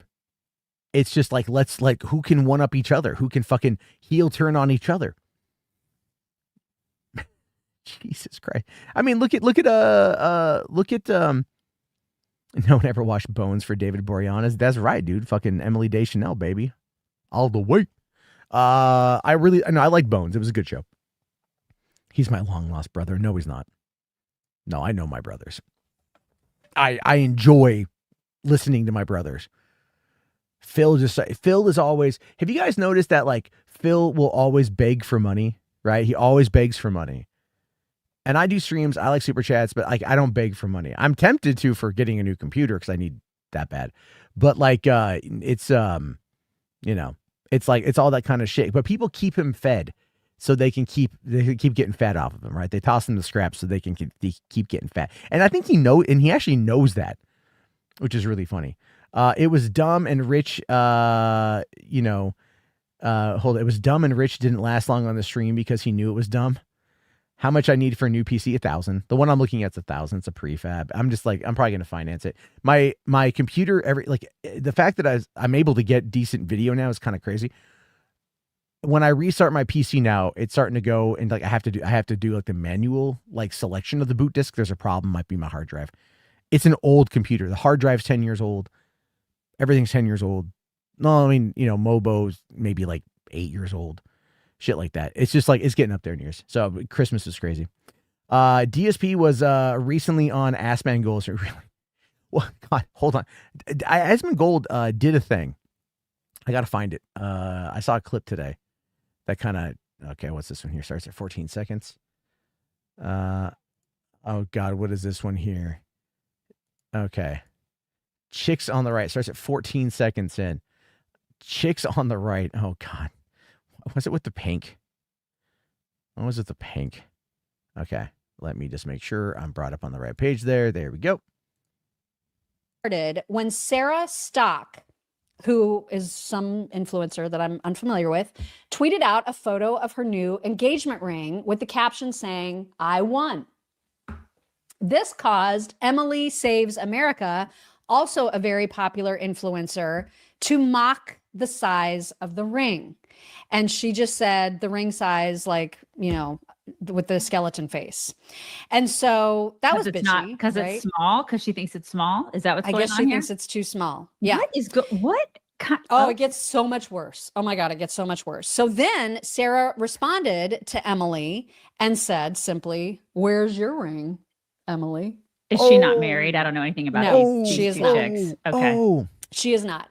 And then Emily went on like a tear, basically saying that if you're a conservative guy and you can't pony up a big ring, then you're essentially useless. Oh my God. And so she posted on Instagram the following diatribe. It's going to be hard to be a trad wife when your man can't even afford a ring. How do you guys expect to have a house, land, multiple kids? Be for real. I hope you all enjoy working. Sorry, I'm MIA. I'm in the Hamptons.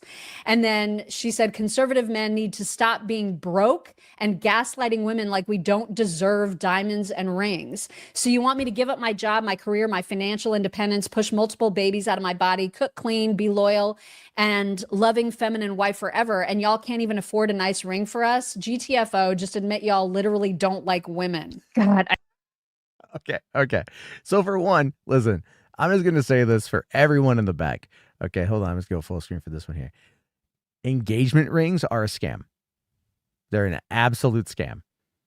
They are designed the way that they are in order to trick simpy men into spending one whole paycheck, whatever the fuck that means, however the fuck that is, really is just relative to the size of your paycheck, to buy a promise ring for the woman you want to marry. When in reality, all you do is just be like, get on your knee and be like, hey, I love you. I'd like to spend the rest of my life with you. Jewelry shouldn't define us. Jewelry shouldn't mean that our hearts are not connected in one. You are my soulmate. You are my best friend. I love you. Will you marry me? Right? That right there, frothing at the lips. The ring, that's just to show we're friends, okay? And all that shit is fucking petty. And all that shit is really, really, really bad. But it's just, I'm telling you, engagement rings are a scam. Never fucking do it. So if these women want to get mad at each other for doing it, then that's funny, because it's like, that's all about flexing, right? It's like the whole thing about if you're a conservative man and you don't have the money to buy a ring, bitch, conservatives living in like cheap ass, like fucking dead ass states like fucking Kentucky and fucking Missouri and Alabama and fucking like, you know, West Virginia, like poor ass motherfuckers who can barely afford fucking food, right? And they could be as right wing, as conservative, God fearing Christians as they fucking come, and they cannot even afford to buy themselves a goddamn loaf of white ass bread. And you're like, bitch, you better have my fucking ring if you want to get this fucking pussy on lock. Like, the fuck is wrong with this? Is what I'm talking. Like, this is the whole thing. It's all ego. It's all like, you think you are deserving of that kind of shit. Matt would say that because he wants to destroy the sanctity of marriage. Yeah, kinda.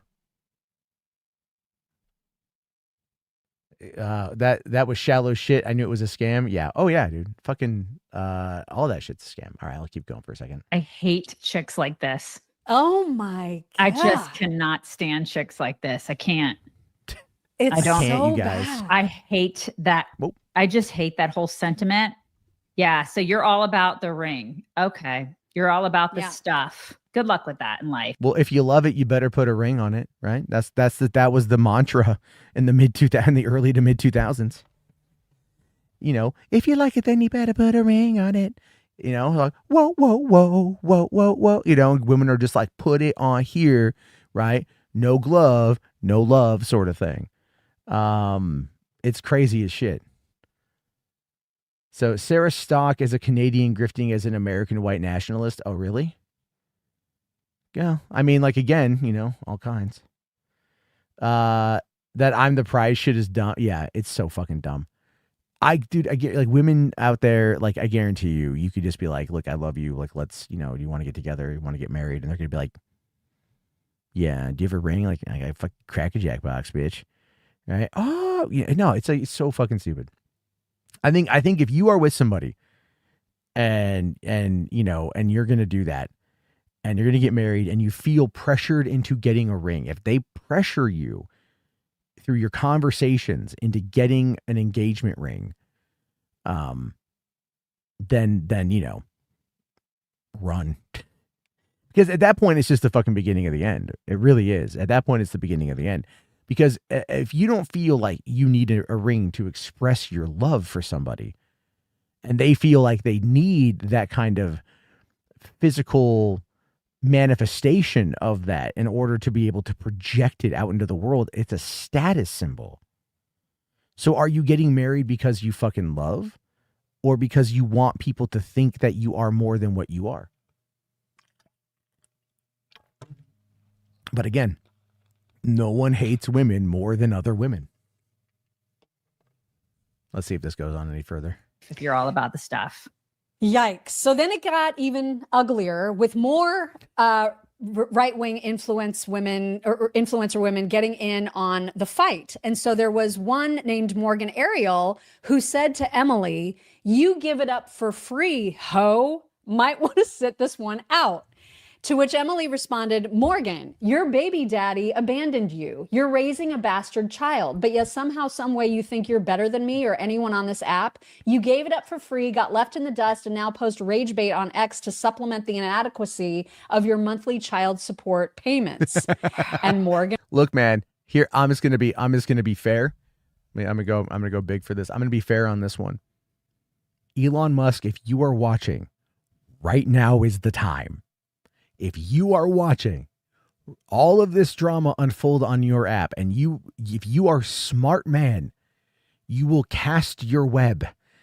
You will make them deals, because you will find probably a fair amount of very heavily attacked conservative women looking for like anything. And you could come on in, you could swoop in right now, and you could just be like, "I will give you so much money if you let me put a baby in you." Yeah. Would you get married, Matt, if your girlfriend gave you an engagement cock ring? Would you show it off? No. No. To both questions. What would that even look like? To the Google machine. Let me just see. Engagement cock ring. Let's see. Hold on. We have ourselves a potential match, folks. Coming in, I'm not going to show the other photo, but coming in from a website known as kingrings.com, you yourself today can head over to kingrings.com. Here we go, bringing it up on screen right now. Check it out. It is the finger ring and the cock ring. So it's 2 times heavier than stainless steel and 100 times better looking. Our tungsten carbide member rings are plated with precious metals and inlaid with exotic natural materials like koa wood and abalone. The rings weigh as much as 11 ounces and create a solid, unmistakable presence which hugs the base of your penis all day and boosts a better, more persistent erection at night. So fucking weird. Okay, like, here's where these things are bullshit. Okay, here's where these things are bullshit. All right, some dudes are growers, not showers. Okay? Some guys, I'm sure a fair amount of you that are here right now might go, yeah, all right. So how would a fucking tungsten carbide member ring firmly place itself at the base of your shaft, hugging your stem all day long, acting as the go-between between your gonads all day long? What if it's cold out? Right? What if you're not in the mood? You know, it's like, as I'm saying, it's such a fucking weird thing. Abalone? What did I say? Whatever, fucking small dicks for life. You know what they say? Small dick, big dreams. Oh, I got some bangers tonight. I'm going to get so fucking clipped out of context. We were scammed to get high school and college rings. I still have my high school ring, but yes, we were. Let's see here. Command Unit, thanks for the 5. I saw your other chat. I'll get to that here in just a second. I mean, even if Elon had 1,000 babies with 1,000 different women, it wouldn't really put a dent into his fortune at this point. Well, that's kind of my point. My point is, like, you know, like, everyone generally knows Elon kind of sucks. So it's funny to me that right now would be the moment in time for Elon to strike while their self-esteem is so low and be able to get what he wants at such a discounted rate. That's all I'm saying. I said Albalone. Yeah, well, abalone, Albalone, whatever, okay? Al Capone these nuts, bitch. All right. Let's see. Also, Command Unit here. Thank you for the 5. Says, not the best time to buy a PC, or the best if your component prices continue to rise. Well, yeah, it's not the best time, obviously, because of that. But this one is it's a $1,000 PC. It's at Best Buy. It's like an iBuyPower thing. It's the components are pretty good. I actually put my spec list into ChatGPT and Gemini last night, and I was all like, here's what I got. And it's all like, oh shit, your shit's old as fuck. I'm like, yeah, that's old as fuck. And they're like, let's go see what we can find you. And like the one they found me actually is better than the one I've got. I can still do video work on it, still do editing work on it, recording work on it, all the shit that I would need to do. And everything else. So that's kind of what I'm looking at. But it's like, yeah. I don't want to, I got to like work more hours at work. Anyway, cock rings. And then also to go along with that, they also have, the intimate personal king rings. So you get your ring finger, and then you get your peen finger. And those come with, they look good, feel great, and perform well beyond expectation. What does that mean? Perform well beyond expectation. What about a clit ring? I don't like clit rings, to be fair. Clit rings, like, they bother me. Let me explain. The reason why clit rings bother me is because I have this unnatural fear of a ring getting torn the fuck out. Now, granted, I don't have a clit. I have a penis, which is just a bigger clit. But I don't have a clit. And so, like, that wouldn't be something that would really impact me. But then think about that, right? Like, what if something happened where it just gets tugged and pulled? I mean, like, how many times do people, like, get their fucking fingers, their skin ripped off because they got a ring that gets caught in something, or their ear gets pulled? I mean, like, it's like fucking, your cartilage on your ears are one thing. Your nipples and your clit, like, that's some sensitive shit, man. Matt doesn't like tattoos or piercings. He's so vanilla and unadventurous. To some extent, that is correct. But I have had my ear pierced because I wanted to impress a girl that I liked when I was 19. And I got a tattoo when I was 15 that's on my upper left thigh of an M. And it just looks like a crackhead stabbed me repeatedly because I was 15 and didn't know how to take care of it. So yes, I've had my ear pierced. I got my tattoo. Sure, they're tiny, they're mild, whatever. But that shit ain't for me, dog. Okay, so back off my dick, motherfucker. Marriage also bothers. It's the same fear. I'm a simple guy. Just let me do my thing. I'm a simple guy. That's all it is. That's all that's going on. Nothing crazy. Nothing crazy, We're all good. Let's go back and see if there's any more of this. Matt, he did want to bang a homeless chick. No, I did not want to bang a homeless chick. That homeless chick was trying to come back to my place to bang me. And I wanted to play video games because I rarely ever got time to myself at my house. So there was a bit different. And I was much younger. I was like 22, So it was like, no, she wanted to come over because she wanted a place to stay. And she was willing to give it up in order to get it. Okay. This woman literally lived in a storage container. I'm not even kidding you. Like I'm telling you, hold on. It's oh my God. I just want to find, okay. She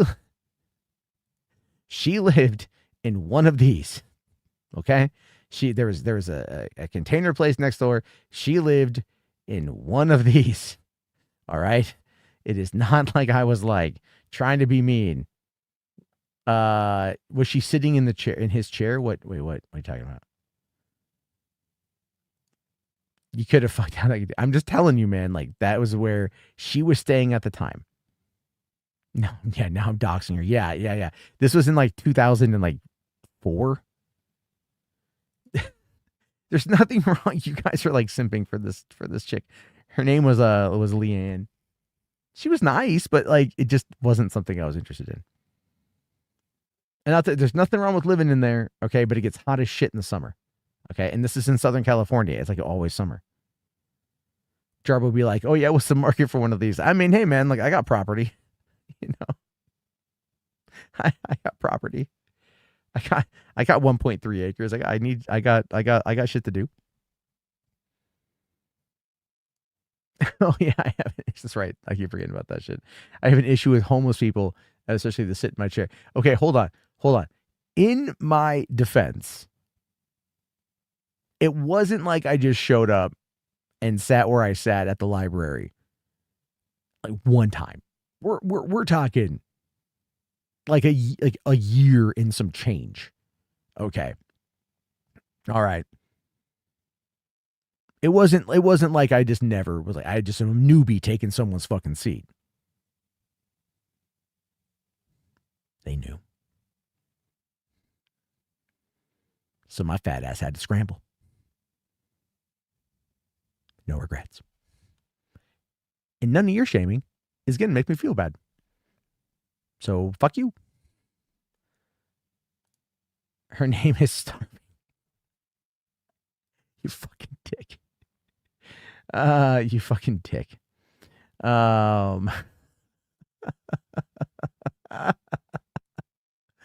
Holy shit. All right. What did I want to look at here? Okay, here we go. You know what? Fuck it.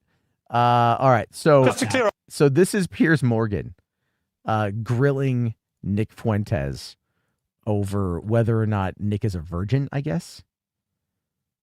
Hold on. We're not trying to make you feel bad, but you did feel horny for her homeless badge. No. I did not. That's the thing. That's the thing. Okay. It's like, you got to understand. You got to understand. All right. I got to fucking explain this. Okay. So you had the drive-in. Okay. And then on the weekends, you had the swap meet. Now, the swap meet normally hired homeless people to work there. And they hired them to work there because they were cheap. They were effective labor machines. And they would like basically be allowed to like smoke pot, smoke meth, do coke, whatever, provided they got the job done. And there was an entire like ecosystem there. There was a bunch of hangers on. There was a bunch of groupies. There's a bunch of all this shit. Leanne was kind of involved with some of that stuff. So it was a lot of like, she had been with many guys inside that camp. If that makes sense. Okay. And I'm not shaming. That's fine. Have fun. Get it while you can get it, sort of thing. It's just not for me. That's not what I want. And you can't say shit.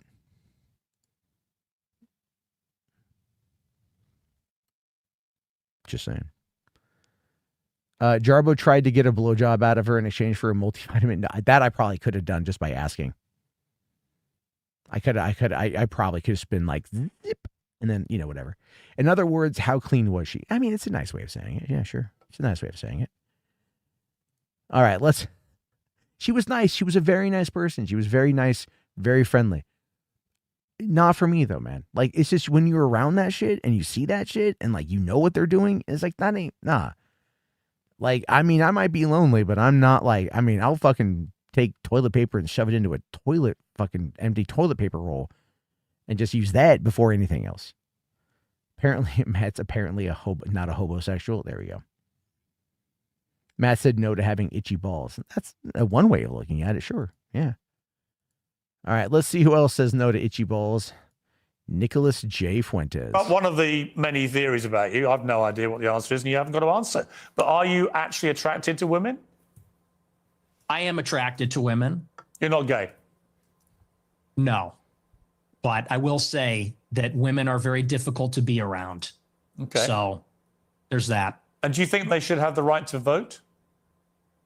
I do not. No, absolutely not. They should stay at home? Well, yeah, absolutely.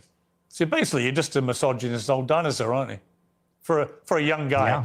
I mean, I know I'm the boomer. I know I'm the boomer here, but actually, you're a 27-year-old dinosaur, aren't you? Aren't you, Nick Fuentes? All women. I am. All women are annoying. All women grow old. They all get fat. Says the guy, have you ever had sex? No, absolutely not. Wow. Says the guy who's never got laid. Well, I mean, like by a woman, you know. And what exactly is considered getting laid? Are we just talking like penetration here? You know what I mean? Are we talking penetration? Are we just talking over the clothes shit, right? Fucking through the jeans handy. Like what are we talking about here? You know, because the technical definition is penetration.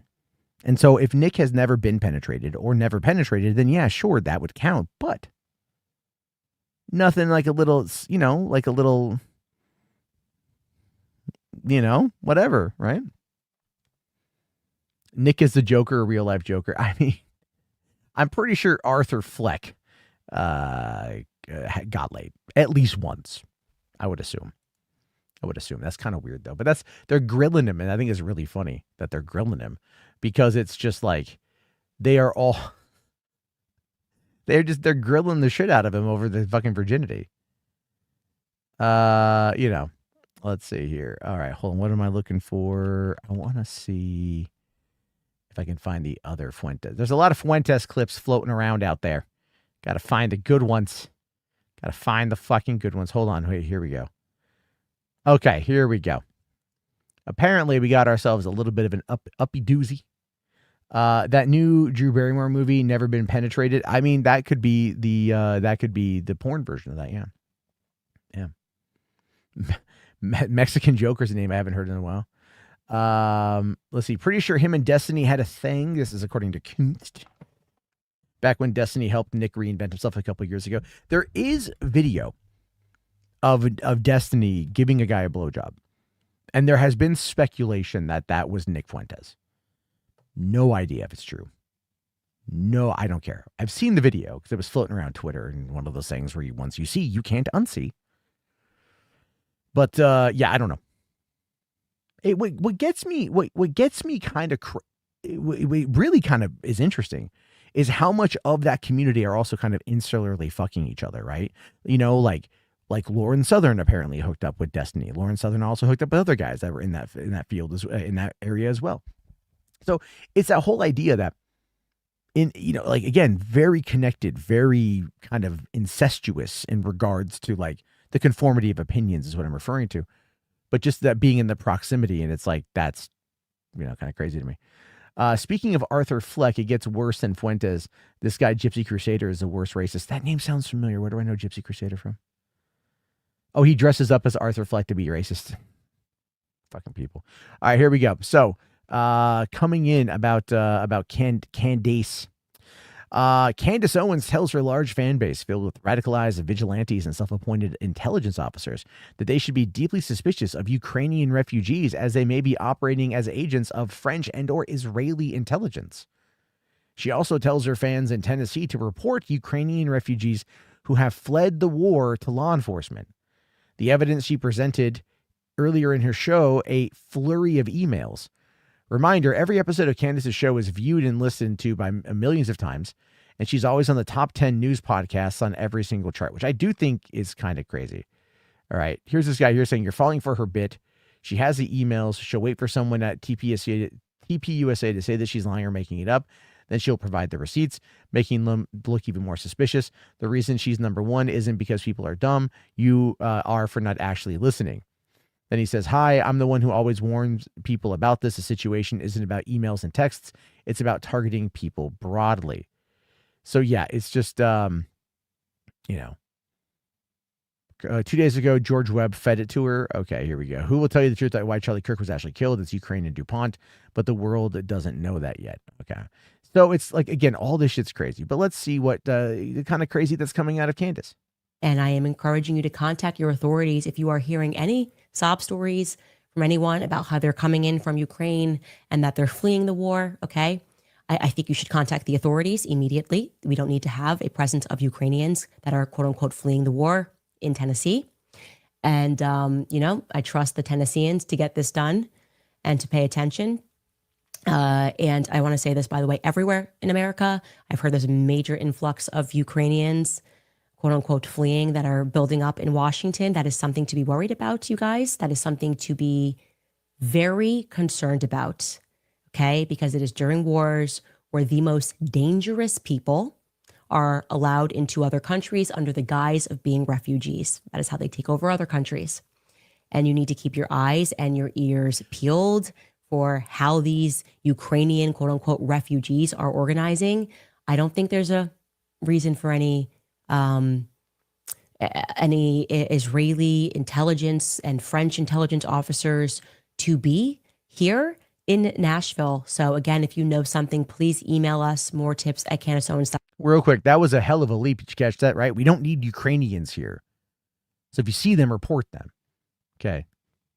And then we're going to papers please them is what we're going to do. But then the Israelis and French intelligence, they don't need to be here either. Whoa, where'd you get the Israelis and French intelligence from Ukrainians? Just, she jumps from one to the other and that, oh my God, she is the dumbest person. Actually, no, I take that back. She's not dumb. She's very calculated, very smart, intelligent. It's her audience that's retarded. If you work for the local FBI department, you should have been hearing from us. But if you would like to directly contact us, please email us. We will be looking out.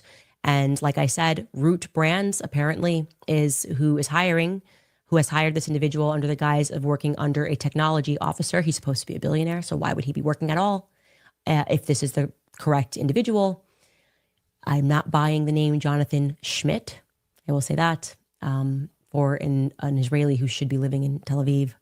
And I do not believe he's legally allowed to be in this country. So at the very least, perhaps also if you're watching this and you are an ICE agent or a Border Patrol agent, please get involved. I will have more for you hopefully in the coming days. But this is very scary. Very scary. Did anything she say like even make the most amount of sense? That was definitely a leap. Yeah, it's kind of crazy. You think this is something you should have seen her appearance on Russell Brand's show recently? Oh, I'm sure she's crazy. How is Russell Brand still even doing anything? Or didn't he back out of politics? Or he did something. He moved away from like public life for some reason. Okay, let's see. After Tim Pool criticized Candace, his compound had apparently been shot at. Yeah, I saw something about that the other day. I don't know how true that is. In my mind, I look at it as being more like Tim just wants money. If I can find it, I'm sure that Yashar has the clip because like these guys all kind of share the clips. I mean, there's like the guy from Midas Touch and whatever, but like he posts so many clips, it's so hard to find. Okay. Let's see. White moms love Candace Owens. Yeah, it's fucking. I guarantee it's. Let's see. What is this? Is this the Virgin?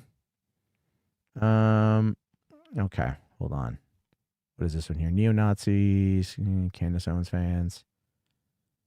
What is this one? Okay. Wait. Hold on. I'll find the clip, but I'll play something while we're looking for it. Okay, hold on. Neo-Nazis and various other types of Jew haters, many of whom are Candace Owens fans, have been pushing this conspiracy that Erica Kirk was operating as an agent for the Jews/Israelis and that she participated in a conspiracy to assassinate her husband. I mean, I've heard that from that's an idea that's floated around. I don't believe it's true, but like, Jesus. But if you watch to the end, you'll see the clips I added where Charlie uses the word Shabbat many times himself. Charlie also regularly referred to it as the Jewish Sabbath, or Sabbath, sorry. Important to note, the clips at the beginning are just two examples of many, but even these two clips on their own have been viewed many millions of times. All right, crazy white ladies, let's see what's going on. Erica Kirk is a plant. Charlie wrote you letters. I know. Every week? Every Saturday, so he would turn his phone off to honor the Sabbath. He would come in, open the junk drawer. Everyone has a junk drawer. Open the junk drawer, said Shabbat Shalom, put it in there, turn the phone off, slam the door, and he felt so free because he was unreachable. Are you kidding me? Shabbat Shalom! They are rubbing it in our faces at this point. Erica Kirk is a honeypot for sure. I'm sorry, the fact she can say that with a smile on her face shows that she was in on it. Not to mention what Charlie Kirk said in his final days. How about those 12 Israeli phones at the UVU campus that Candace Owens mentioned? He was betrayed by everybody. What was that? Said Shabbat Shalom, put it in there. Why would a Christian say Shabbat Shalom? Oh, because he didn't. Now she's just straight up lying. If you don't think that Erica Kirk is an absolute Israeli honeypot, you're out of your damn mind. Straight up lying for Charlie Kirk. Now, if you knew him, whether you liked him, you disliked him, you agreed or disagreed, you would know that he is a diehard Christian. He loved Jesus Christ. He was even looking and dabbling into Catholicism. So why the fuck would he say Shabbat Shalom? And not for nothing, but why does Candace Owens care more about unveiling who actually killed Charlie Kirk and unveiling all the discrepancies and piercing the veil than his own wife? Doing our best, and we did a really good job. I think I missed 3 Sabbaths this year, only 3 times when we did not do the full Shabbat. The word in Hebrew literally means Shabbat, which means to stop, to cease all of activity. Would de-emphasize the Shabbat, because Shabbat means stop or ceasing. And he would always talk about the Shabbat, always talking about the Sabbath. And if you believe God is in charge, and if you believe Genesis 1:1, because the Shabbat is a question of whether or not you believe Genesis 1:1, if we prioritize the Shabbat. Amen. Okay, so yeah, these bitches be crazy. Is it a Mo stream? I did not see Mo stream. I did not know he was. I knew he was streaming. I just didn't see when it was up. I sent you a video in Discord. Okay, I'll take a look. Is she really just pimping her dead husband? Look. Do I, are there some Christians I know that would not do shit on certain days? Yeah. Do I care? No. I always kind of find it funny the day of rest shit. Cause okay, but, when you look at someone like Erica Kirk in this context, everything about her seems kind of weird. And I can see why all of, what's it called? I can see why people are saying what they're saying about her, right? I do think that there is something sketchy about Erica Kirk.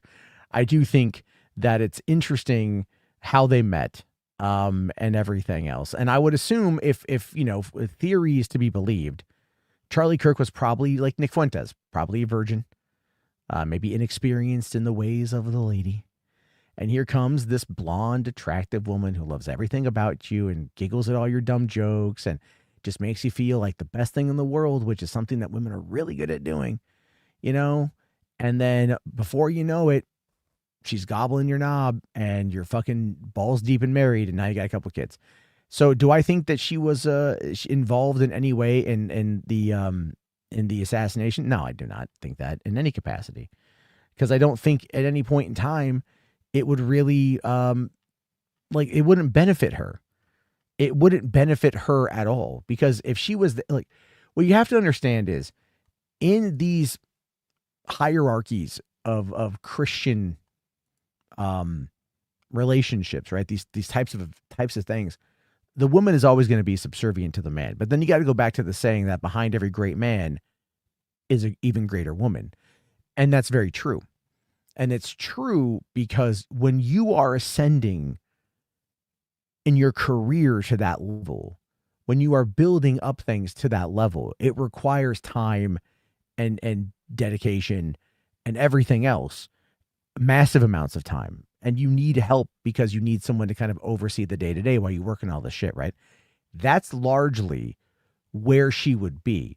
The fact that they gave her TPUSA was more, I think, done as a response to his death, and not because she would be like the willful successor, but because after this whole thing wears down, after she ends up kind of outstaying her welcome in this field, there's going to be a mutiny. There's going to be a big issue over there, and that's going to end up causing her to step down, and that's going to go back over to a man looking after TPUSA, because that's just, at the end of the day, that's what they fucking want.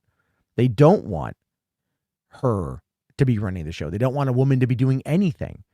You go back and you look at the Handmaid's Tale is a great example of this, where you've got Fred. I don't remember the wife's name, right? But as Yvonne Strahovski played her.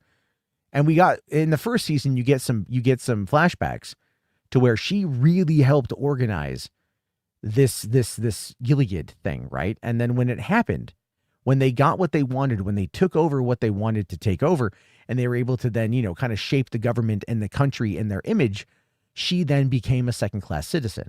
She had more power and more authority than the other women, especially the women who are fertile, but she still became a second-class citizen who was subservient to her husband.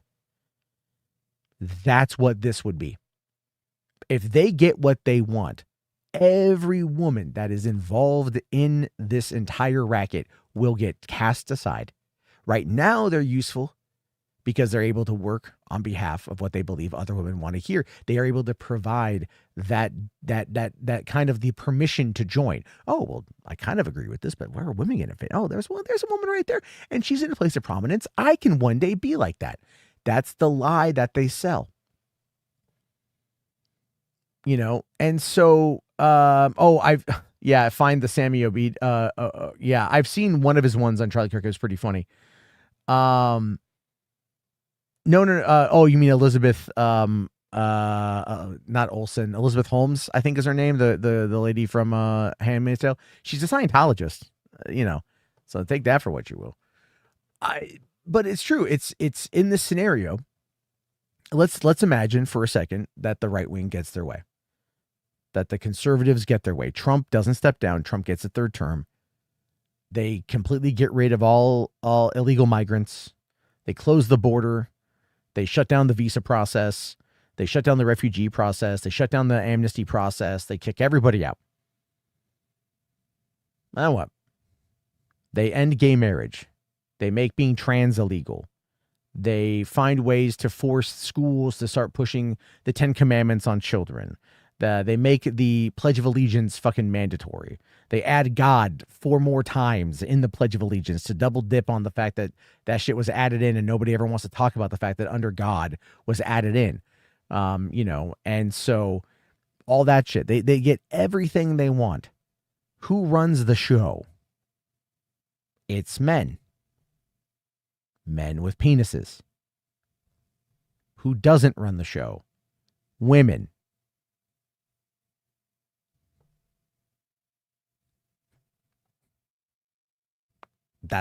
There you go. That's the truth of it. So if you are right now trying to push these ideas to engage in this type of stuff, you will be left the fuck behind. And you will be told to take your place at the feet of your husband, for whom you are subservient to because God says that's what you have to do. Oh no, there would be no men without penises, spherical men. Everyone, the gender would go back to being extremely binary. But that's all. That's just what I'm trying to say here, is that in these scenarios, whatever might happen, women are going to get the short end of the stick. And so I always find it funny when we have these, you have these women that are actively voting against their own rights, their own future, right?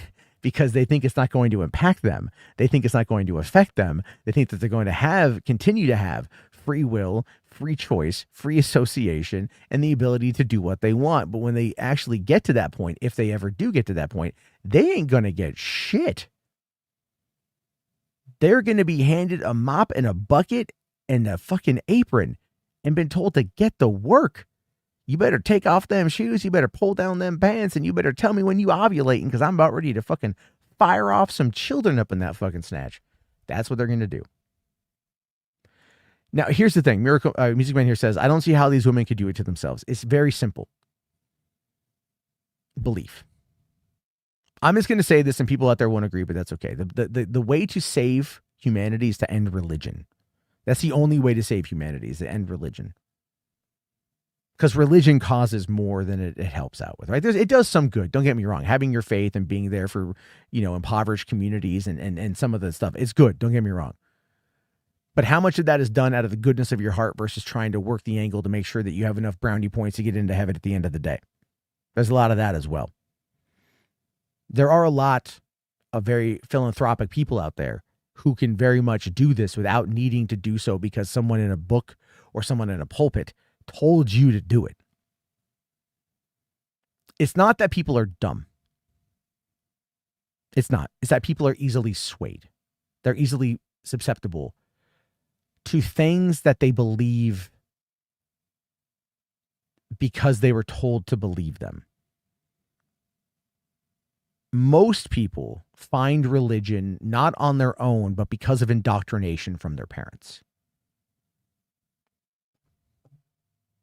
That's the truth of it.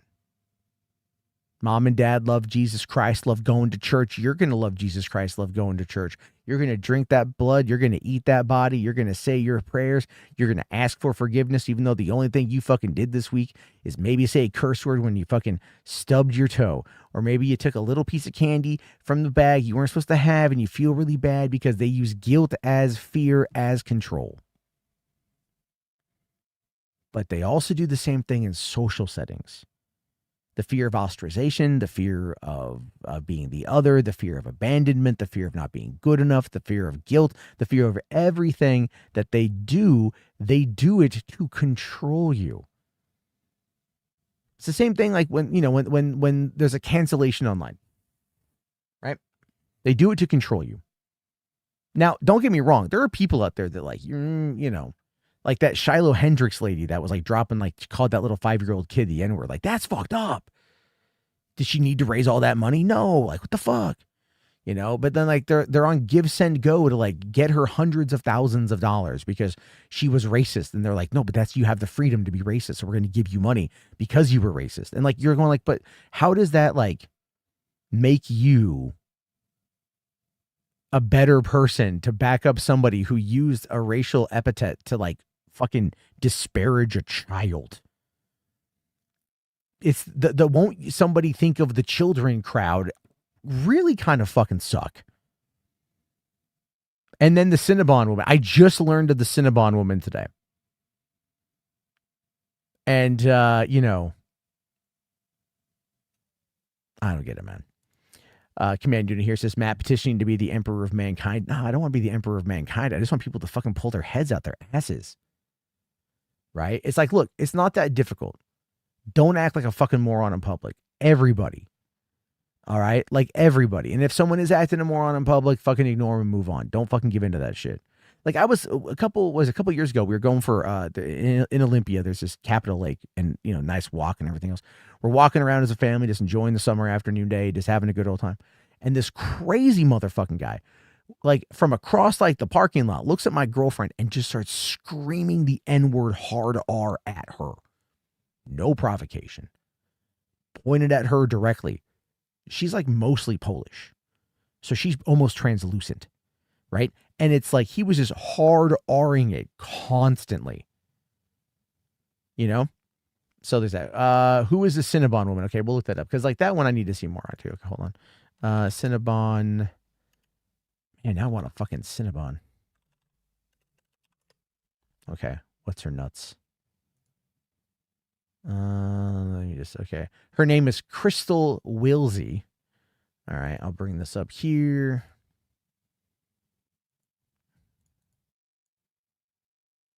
Okay. Yeah, it was weird. He was a black gentleman, and he started yelling out the N-word hard R at us. We have no idea why. But it was pointing at my girlfriend. He was like pointing at her. And we were a good distance away. It wasn't like close by, but that was like one of those like, what the fuck is going on? I'm eating pizza right now. I got hungry. Yeah, man. Yeah. I was I don't know what to say. It was pretty funny.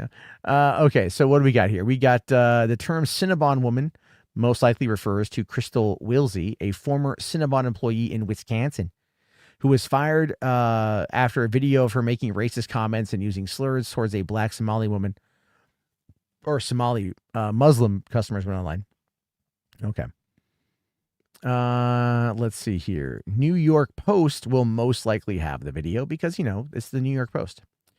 All right. So, fired Cinnabon worker reveals in viral hate video shamelessly jokes about becoming influencer famous on the racial card. All right. So she says here, a former Cinnabon employee was fired after she was filmed calling a Somali couple the N-word, joked about her using her newfound infamy to become an influencer. How many views do you have to have before you get paid by TikTok?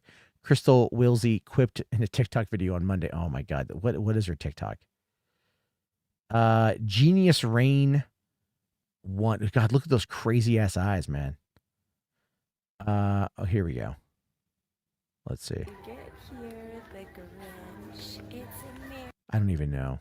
What is this? I don't want to open up the app. Go to the fucking view profile. No, I want to. God damn it. TikTok. What is it? Okay. Genius view. Hold on. Okay, here we go. I just don't want to fucking like bring up the app. Okay, so this is Little Miss Cinnabon. All right. So let's see what she has to say here.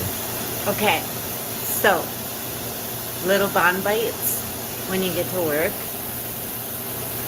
It's gotta be done sometimes. The little bond bites. Cinnabon breakfast. Oh yeah. Champs. So this is her from a day ago. Sometimes you just need a Labubu reveal. Wait, hold up. Is that a Nick Fox Labubu and a Judy Hopps Labubu? Listen. I'll be real with you guys. I kind of want those. If they had a Bluey Labubu or a Muffin, I'd get it. Anyway. Yeah, it's like, what the fuck?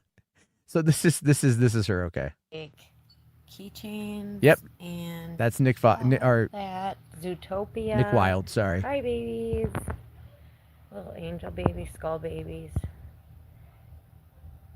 Pink doggy. Dog. What's up? So yeah. How's that? Oh yeah. What did we get here? Hold on, the Grinch who stole Christmas literally with that racial card. Christmas for the Grinch. K1110. What is that? K1110. Where's George? It's all about the shaky shake with the pickle fries. You know, the Grinch sold. Pickle. And of course, I'm sticking. Because you made me famous on the racial card? What the fuck? Okay. So, like, okay. Anyways, I'm about to eat some tacos. Aside from the smell that I smelled earlier, it is so bad. It's not even. This is good, though. I'm gonna eat this. Listen here, Karen. I don't know about you. I don't know where you're at, if you forgot this, but this cinnamon bun roll cold brew be looking delish.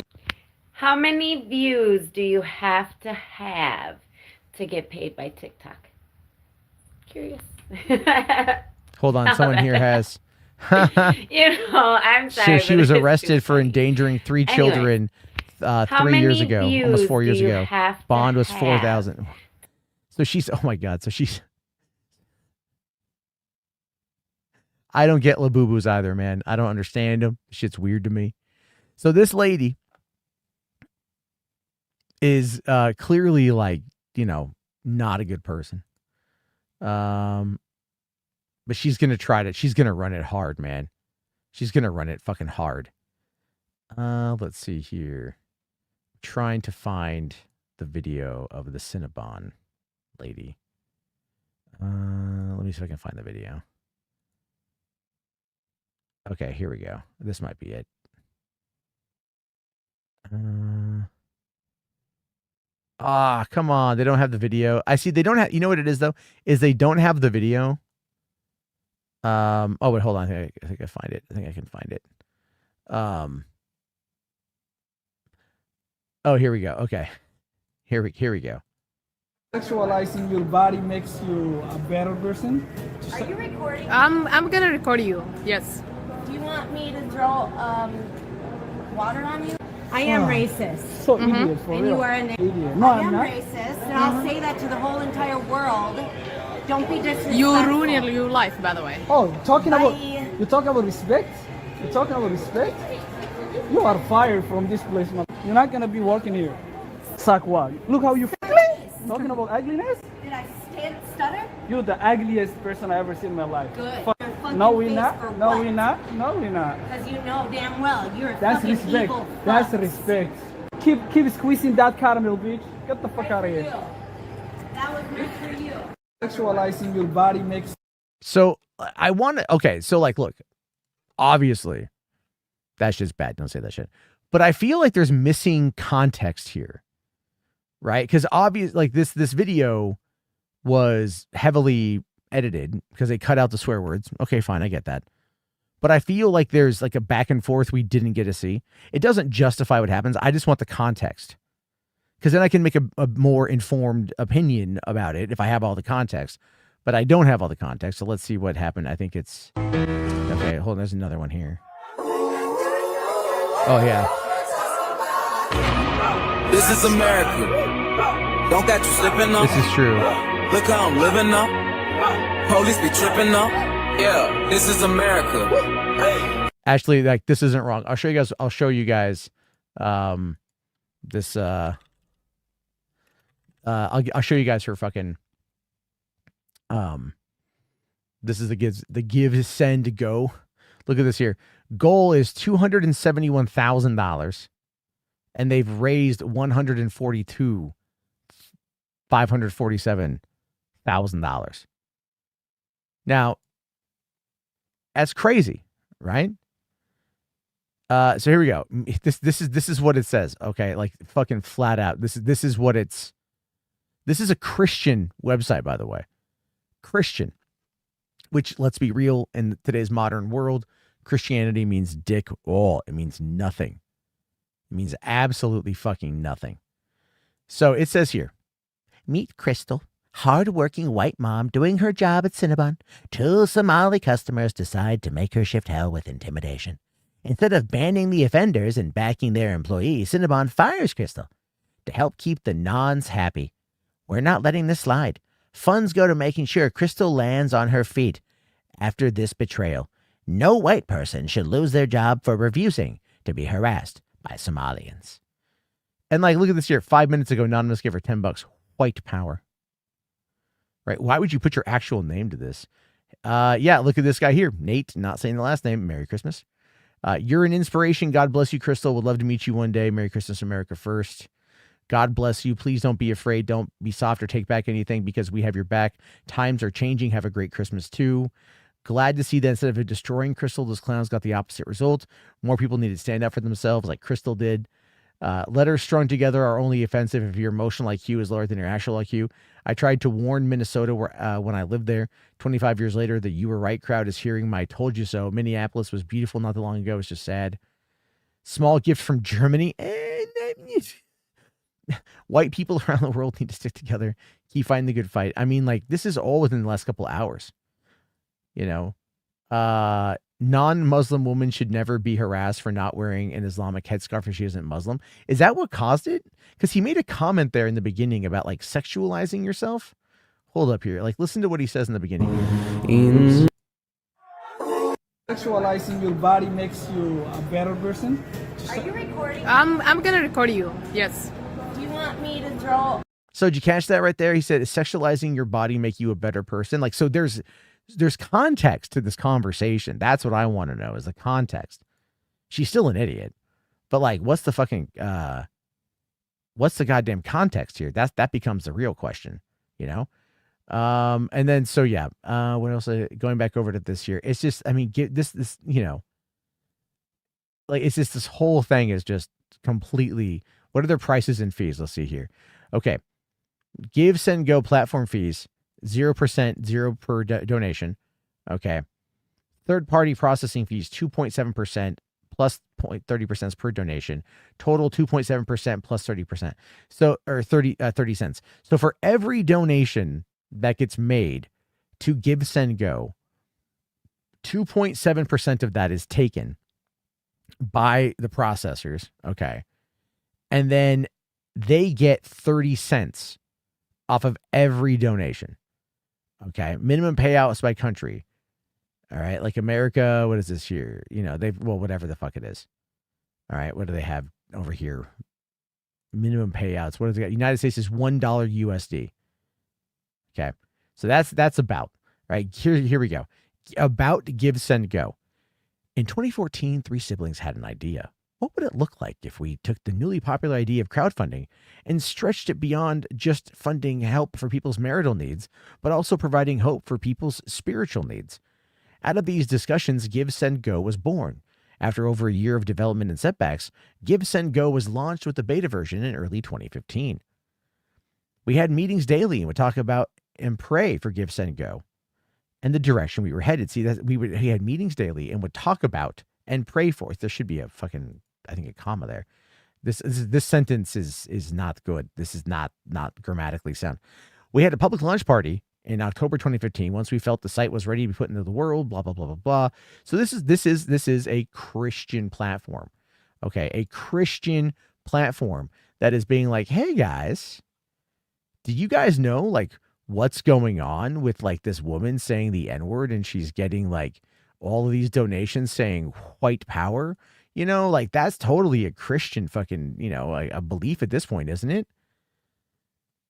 I mean, there's like, you know, some of these ones are, you know, provide food and medicine. Okay, cool. Help a veteran. Okay, cool. Like not all of these are bad. All right. But it's like there should be enough here that you're like, wait a minute, hold on. Okay, restore our voices. Here we go. Right. Strictly speaking, unfiltered with Bob France. Says, with corporate radio deciding that strong, unapologetic conservatism is too harsh for them, choosing weakness over strength, we've decided we have to decide for ourselves. That's why they're going live on Rumble. So again, and they got one $500 donation 5 hours ago, most likely from Bob France himself, because you donate in order to kind of get the ball rolling to get it in the algorithm. But here's where he screwed up: is they donated one time $500. You would need to donate that 500 spaced across a whole shit ton of different anonymous donations and maybe a couple named donations to make people think that there's actually something there we're supporting rather than just one person. But either way, this is just, it's terrible shit. It's terrible. Thank you, Arturo. Yes, please smash and like. Let's see. What happens is we have to spend the next 50 years trying to quell this whole thing all over again. Pretty much. Yeah. What happens when these nuts, after Trumpo passes and their party goes down in flames? Infighting. Lots and lots and lots of infighting. And that's why it's going to be a lot of fun. A lot of fun to see what happens with all that shit. But my issues with everything is it still goes down to the idea that you've got like all this craziness is happening out there, especially with the Trump crowd. We know this. They don't hide it anymore. Trump doesn't hide his corruption. No one gives a shit.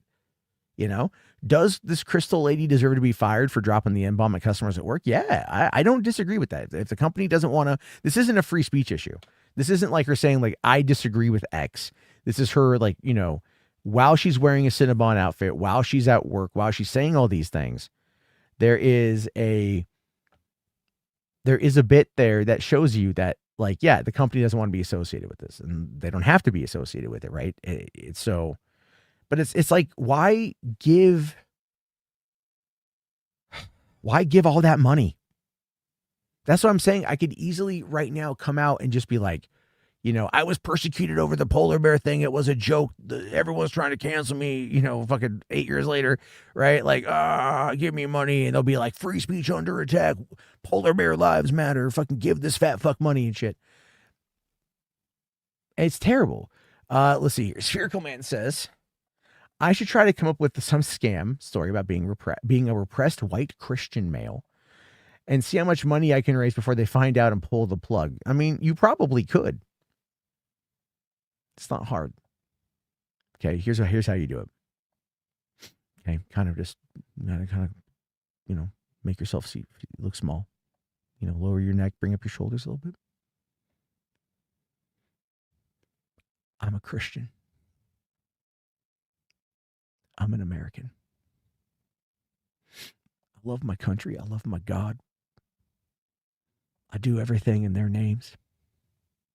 I try to be as good as I can.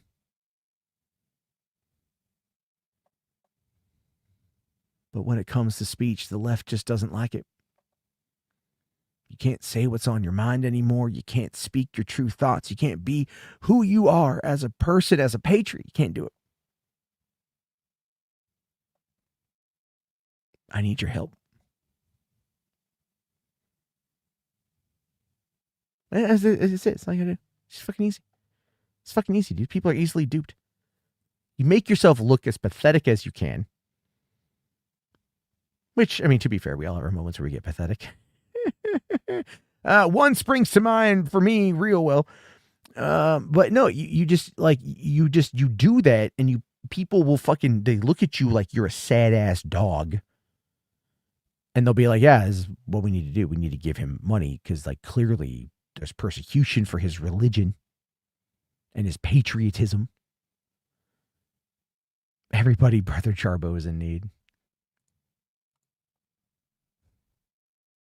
Thank you. Christ compels you. Patreon.com/Matt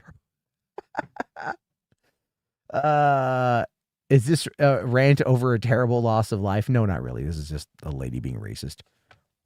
Oh, God, cracked the neck. Oh, wow, that felt good. I worry about, like, okay, so I understand we reward the bad faith people. That's all there is to it. We just reward the bad faith actors. And people do it because it's a cultural thing. Right? They do it because it's a cultural thing. They feel like if they can get in on that influencer wave, then they can make some serious cash and they can fucking not have to work anymore.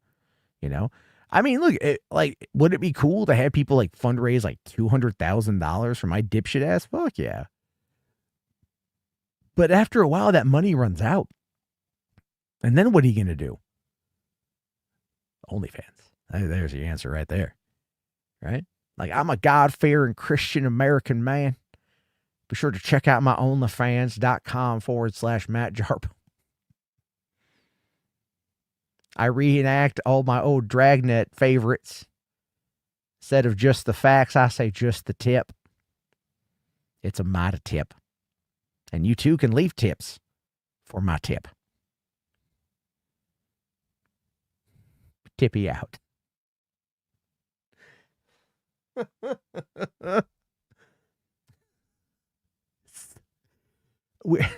It's so crazy. It's so crazy. I just wish people were more honest about it, right? It's like, why do you feel the need to do that shit at your job? Why do you hate, like, you know, immigrants so much? I just don't get it. I just don't get it.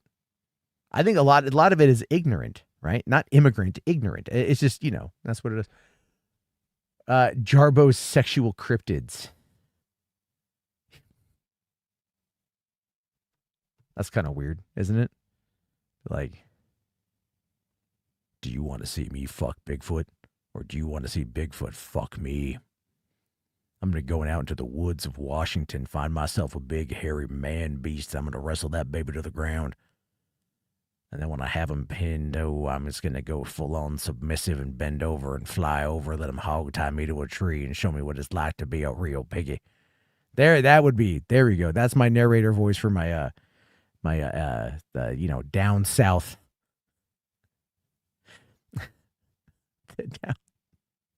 My stories. I'm just a little country boy out here in Tennessee trying to find all them Ukrainians. Come see Matt hunt down cryptids and fuck them. That would be a thing. That might be an interesting series, right? You know, you just dress up ladies and, you know, you get like a sexy. Hold on, I got it now. Now I gotta see if I can find it. Let's see. Can we find ourselves?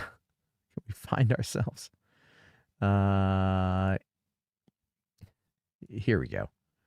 God damn it. I don't need. Okay, hold on. All right.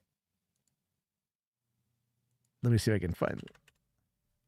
Okay.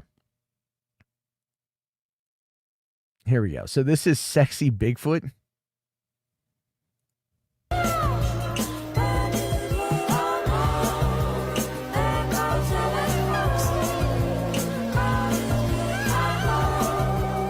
Mother has returned, folks. Mother has returned. I'm just a girl. I'm just a girl in the world. All right. I'm just a girl. See, look at that. They're taking our jobs. They're taking our jobs, you guys. Can you see that? Can you see that they're taking American jobs? They're taking American jobs at Home Depot. The damn big feet. The damn big feet. Next week, Matt crosses paths with Mothman. You'll never believe how the encounter ends. We're both covered in white substance, and it's sticky. Also, don't let me anywhere near socks. I don't even know. You're going to hell for this? Maybe. Hold on. This is for 5. Thank you. Says Dragnet is an interesting franchise with a film that literally makes fun of the TV show, and it somehow works. I love both. The Dan Aykroyd, Tom Hanks movie, I think is aces. Then they did, the show was good. Then, they rebooted the show, right? They rebooted Dragnet with Ed O'Neill and I think Ethan Embry, which also starred in the movie Dutch Together. LA Dragnet was what it was called, one season. Yeah, it was Ethan Embry and Ed O'Neill who starred in the movie Dutch Together. And Ava Longoria was in it. Wow. Crazy. Anyway. Enough looking at that one there. Here's this lady doing a Bigfoot. Okay, big feet. I get it. Haha. Okay. Okay, your favorite diva, Bigfoot Bay. Is she gonna? Oh wow, there we go. So that's her. She's a skater. That's not Bigfoot. That's just. Oh no, that's weird. Oh no.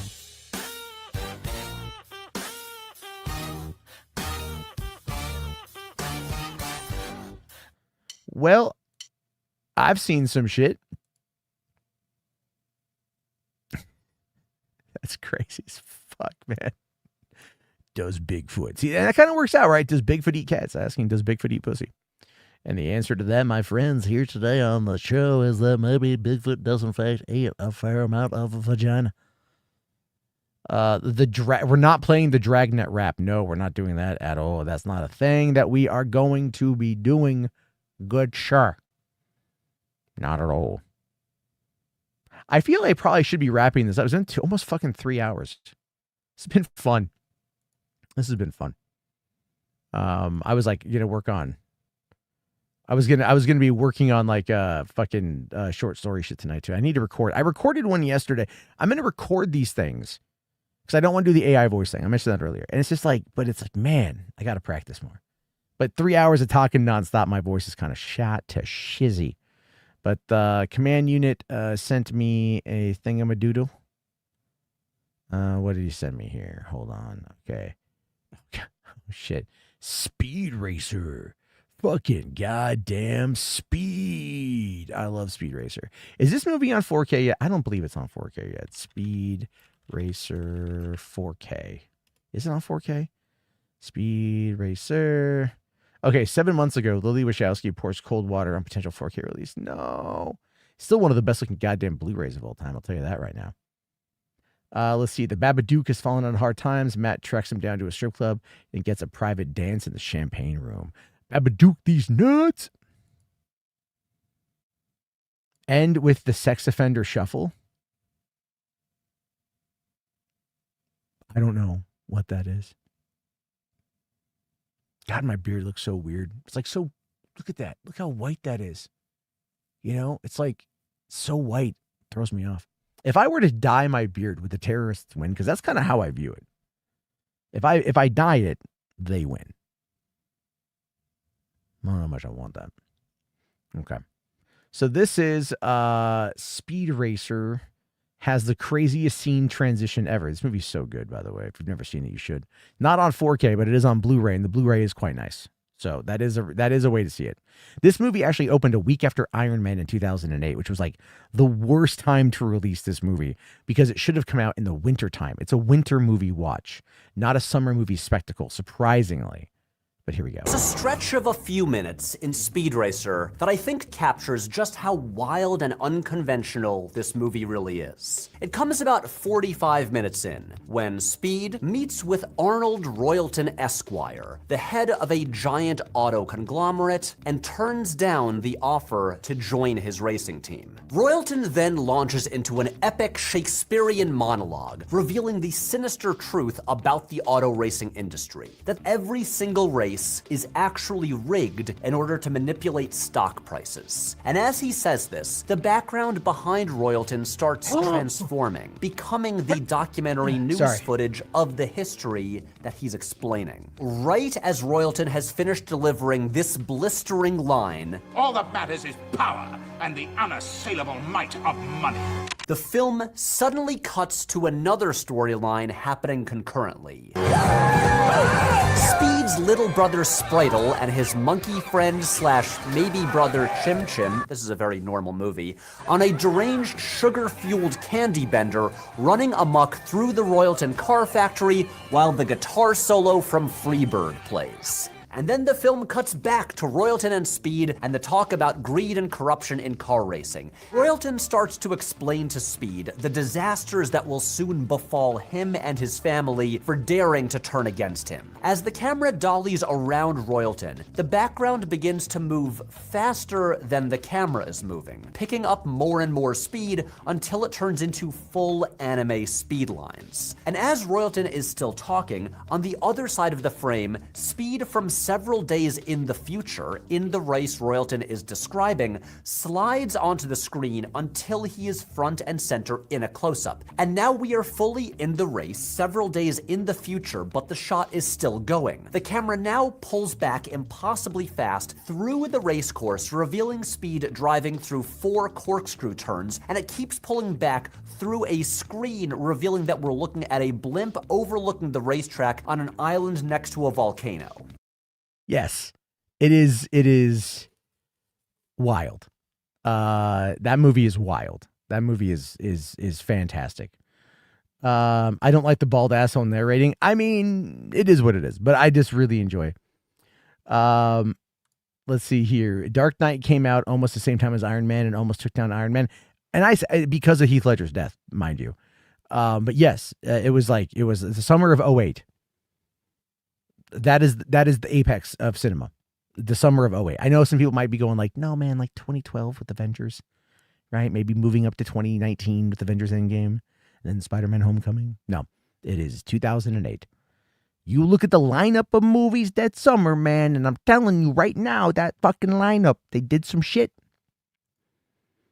They did some fucking shit. Fucking Hollywood never fucking repaired, never recovered, man. They never did it again. When did My Super Ex-Girlfriend come out? I was thinking about that one, right? That's 2006. Okay.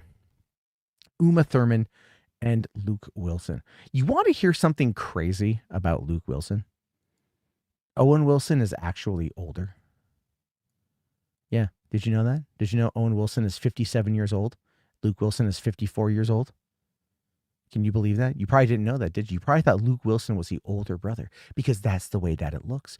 That's the way that it feels. And you want to hear something even crazier? Luke Wilson was roughly 34 years old, 33 years old, I think, somewhere in that neighborhood when they filmed.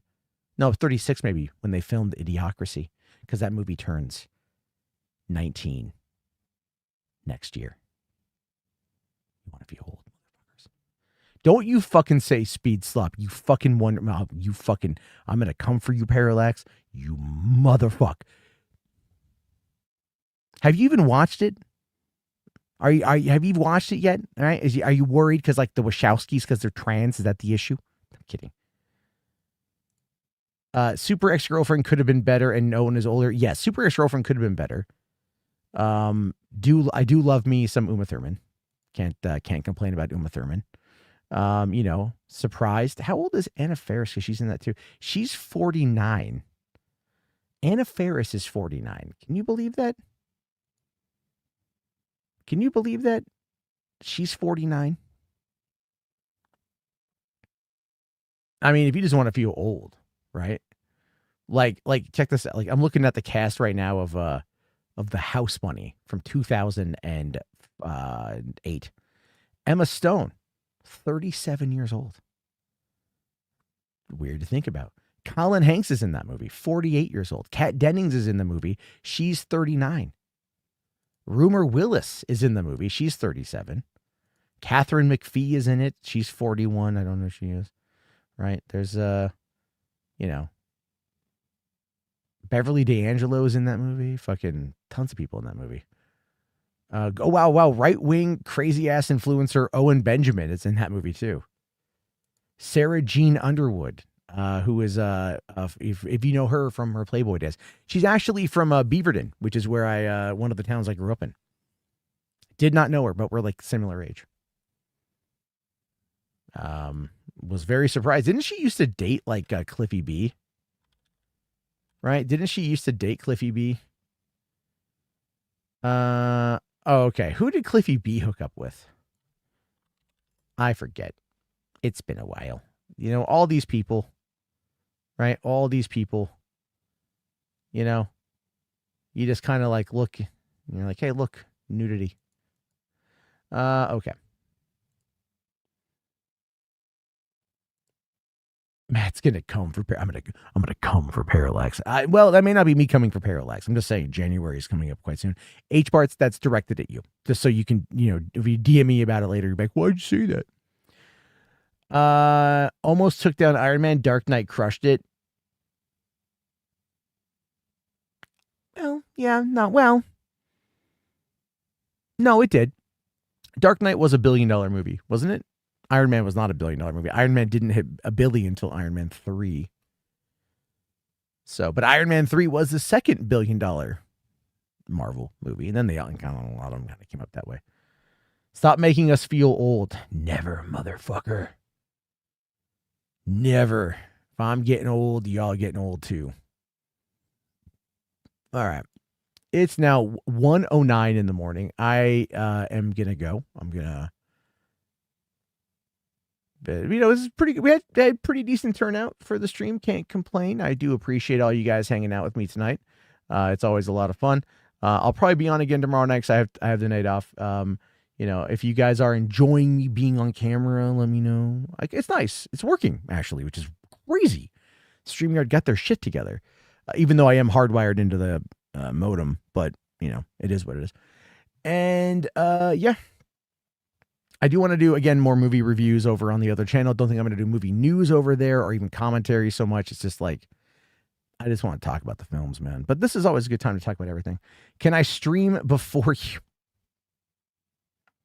Tomorrow. It's difficult for me to like get the time to do it early. The kids go to bed and then afterward I can. But they go to bed around like 7:30 or 8. So after that I can. And like tonight, Crazy Joe and Perp and Arik were streaming, and I was gonna like jump on there, but that didn't happen. And then I got talking to my girlfriend, so you know, I've seen a movie 1,000 times better, more pleasing than the eyes in Speed Slop. What is it? Fucking is it Isabella Merced and Superman? Is it Melissa Barrera in Not Superman? Don't want to miss. I don't know when you stream anyway, but I can only really go at the same times and shit. And then I have tomorrow off. I don't know what's going on. My work schedule this month should be pretty good. Next month, things are going to be slow. The next 2 months are going to be kind of slow. I might be going out of town to San Diego. That's been something offered up for me tonight to do, to go down there for a couple days. Would love to go back to San Diego. It's been 6.5 years since I was there. I'd love to go see some friends. This is one of the funner solo streams. It is like, I like talking to people. I really do like talking to people, so like, you know, directly and whatnot. But I understand that it's like, I've noticed it really does. If I don't have like the right person on, the streams kind of like fall flat. And that is not against anybody, right? It's like, you know, it's like there are, you know, people out there with weird personalities that don't always kind of cross over. But I enjoy talking to, because my job is like literally talking to people. So I like doing it. But I understand it's not for everybody. And then there's also kind of that, whatever, one free ride to San Diego. You're not going to drive down to San Diego to come give me a ride. I'll be probably getting a rental car while I'm there and just going to see people and shit. But I have a lot of people I need to see. And then, you know, to drive around and figure out how the hell I can move back. The only right person to have on is Chris. Chris and I have a lot of fun. Yeah. I don't know where he's been. Hasn't seen him on Twitter. I think he liked one of my Instagram posts, But get Saggy on. She's partially unretired. That girl will always come back. I love Saggy. Saggy's always a lot of fun. You know, we were chit chatting the other day. You get lots of weirdos on here. You know, tonight's odd because we haven't had the one weirdo. Have you guys noticed that? We've had, unless I missed it, and Spherical Man is here, so he would be the one to tell me how many fucking socks Brandon has. I almost want to test it. Wait, hold on. I have an idea. I have an idea, folks. I have concepts of an idea, which may or may not be good. I have concepts of a fucking plan. Okay. Okay, we're going to just do this one. Give me a second here. All right. I think Brandon Blue is load invading my stream. Maybe. What is Redline? Are you what it's called a Redline? Wait, hold on. What is this one? This is the fucking you're talking about a goddamn anime being better? Hold on here. A Daredevil driver is determined to compete in Redline, the most popular race in the galaxy. The race only occurs every 5 years, but in order to participate, you must overcome the mafia, the government, and even love. Sounds based, actually. It's on Tubi right now, too. It's actually on Tubi. Holy shit. All right, how long is it? 1 hour, 43 minutes. All right. All right. All right. All right. All right. All right. All right. All right. You know, okay.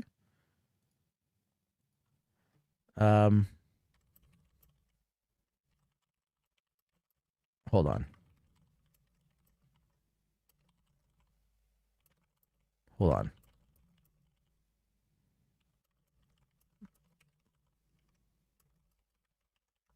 Okay. Let us see how this goes here. We'll do it a couple more minutes. Yes, Bigfoot does eat cats. Very good. Just say Mo. Oh, who is this here? Oh, this is pathetic. Oh, who the fuck are you? Who the fuck are you? No one cares who you are. No one gives a shit. I mean, I like the avatar because fucking, you know, Big Boss is great. And I love those games. But no one cares who you are, dude. Sorry. I wish we did. I mean, if you want to come on in and like be cool and like, you know, be chill and shit, that's fucking fine. But if you're just going to be like, this is pathetic, well, you know what? So's your dick. And you don't hear your mom complaining about the size of your dick. Am I going to animate one of his drawings? No, I'm not. No, I'm not. Because he's threatened to sue me. He has, actually. He keeps making the threat like his mom and like dad are going to like file a lawsuit because I made fun of him or some shit. It's one of those things where it's just like, you know, it's not going to happen. But I'll be nice and not make fun of his drawings that often. Yeah, I know, 19 viewers. I know, this channel's dead, dipshit. Where the fuck have you been? Holy shit. Whatever happened to channel info? I can't see when the accounts are made. I don't know. The other night, remember when Dadpool showed up and he said like he was just going to like end it? Right? Like H-Bart's told me that he tried looking up his account and his account was just gone. So like, I don't know him. I don't know him and shit. Like that's kind of creepy. That's kind of sad. So let's see. Let's see if this how this goes. Let's see how this goes. Okay. Let's see. Okay, so here we go. Animation is for everyone, even AI animation, which will rule them all, so suck it, Brandon, you twerp. Animation is for everyone, even AI animation, which will rule them all, so suck it, Brandon, you twerp. I mean, that is true. The guy Dadpool, the guy Dadpool, came in the other night and was like talking about like death and shit. That was very disturbing. And you can automatically see it in your face. Didn't know how to respond. Yeah, I don't know how to respond to that one. Like, you know, I don't know what to do on that one. That's very sad. I hope he's okay. I'm glad you like it. It might have happened after he retracted his comments because I was able to see his account that night. Maybe his account is still up. Okay. So Saggy and Axel got people watching their meltdown. Wait, hold on. Is Saggy live right now? Is that what's going on? Because hold on, wait. Saggy and Axel, but Axel was just here. This is the problem with these fucking people, man. I got no idea who the fuck they are. I mean, I know Saggy and shit. Is she live? She's not live right now, is she?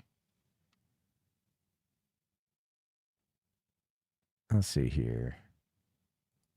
No, Saggy's not live.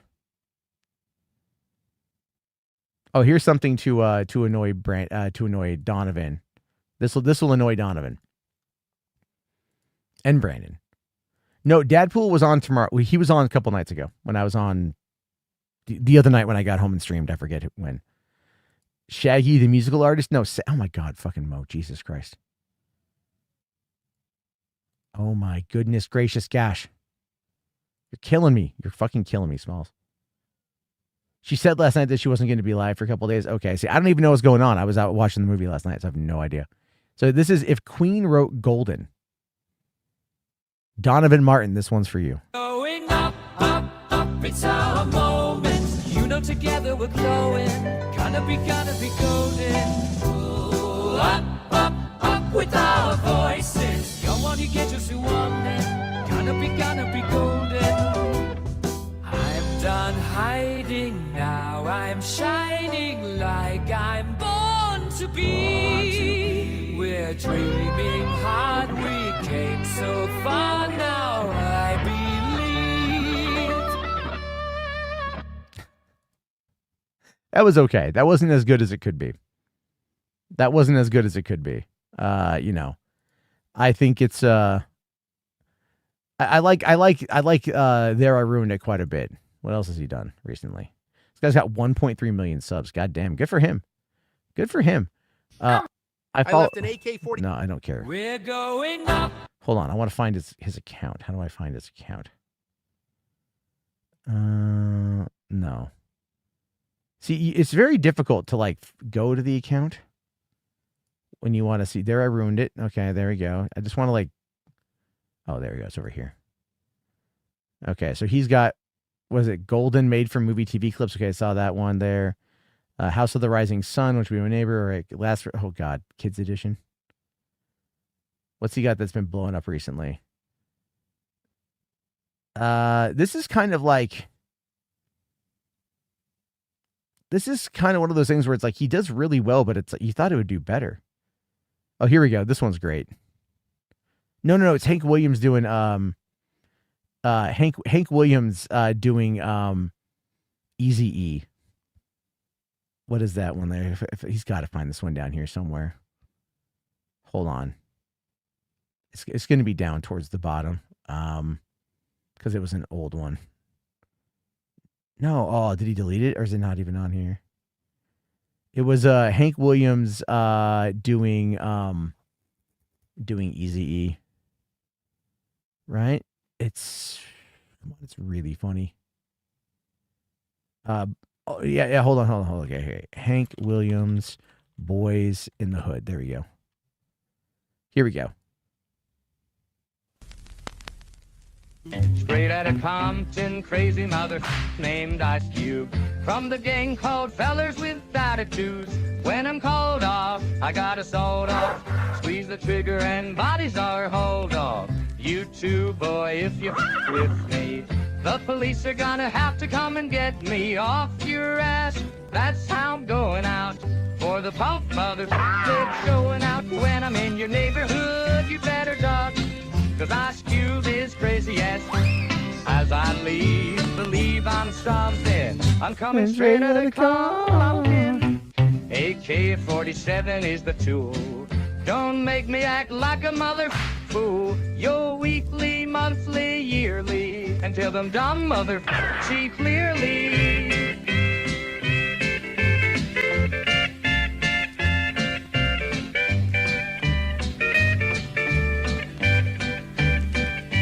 Straight out of Nashville singing them crazy little rap songs. But my voice just don't quite belong. I'm so lonesome that I could cry. And nothing good'll come from this AI. It's funny shit. I love it. I love it. I think that's great. It's that stuff just cracks me the hell up, man, all the time. All right, where are we at there? Yeah, this is good. There Are Ruined It does a lot of really funny stuff, and I think therein lies a lot of the funness with AI is just the going on in and just kind of remixing stuff. And yeah, we're gonna see more of this as time goes on. So yeah, again, I appreciate all you guys for hanging out tonight. It's always a good time to chill. Like, couple people, lots of people, it doesn't really matter to me one way or the other. And all right, everyone, have a good one. I'll talk to y'all later. Turn off that pesky ad block.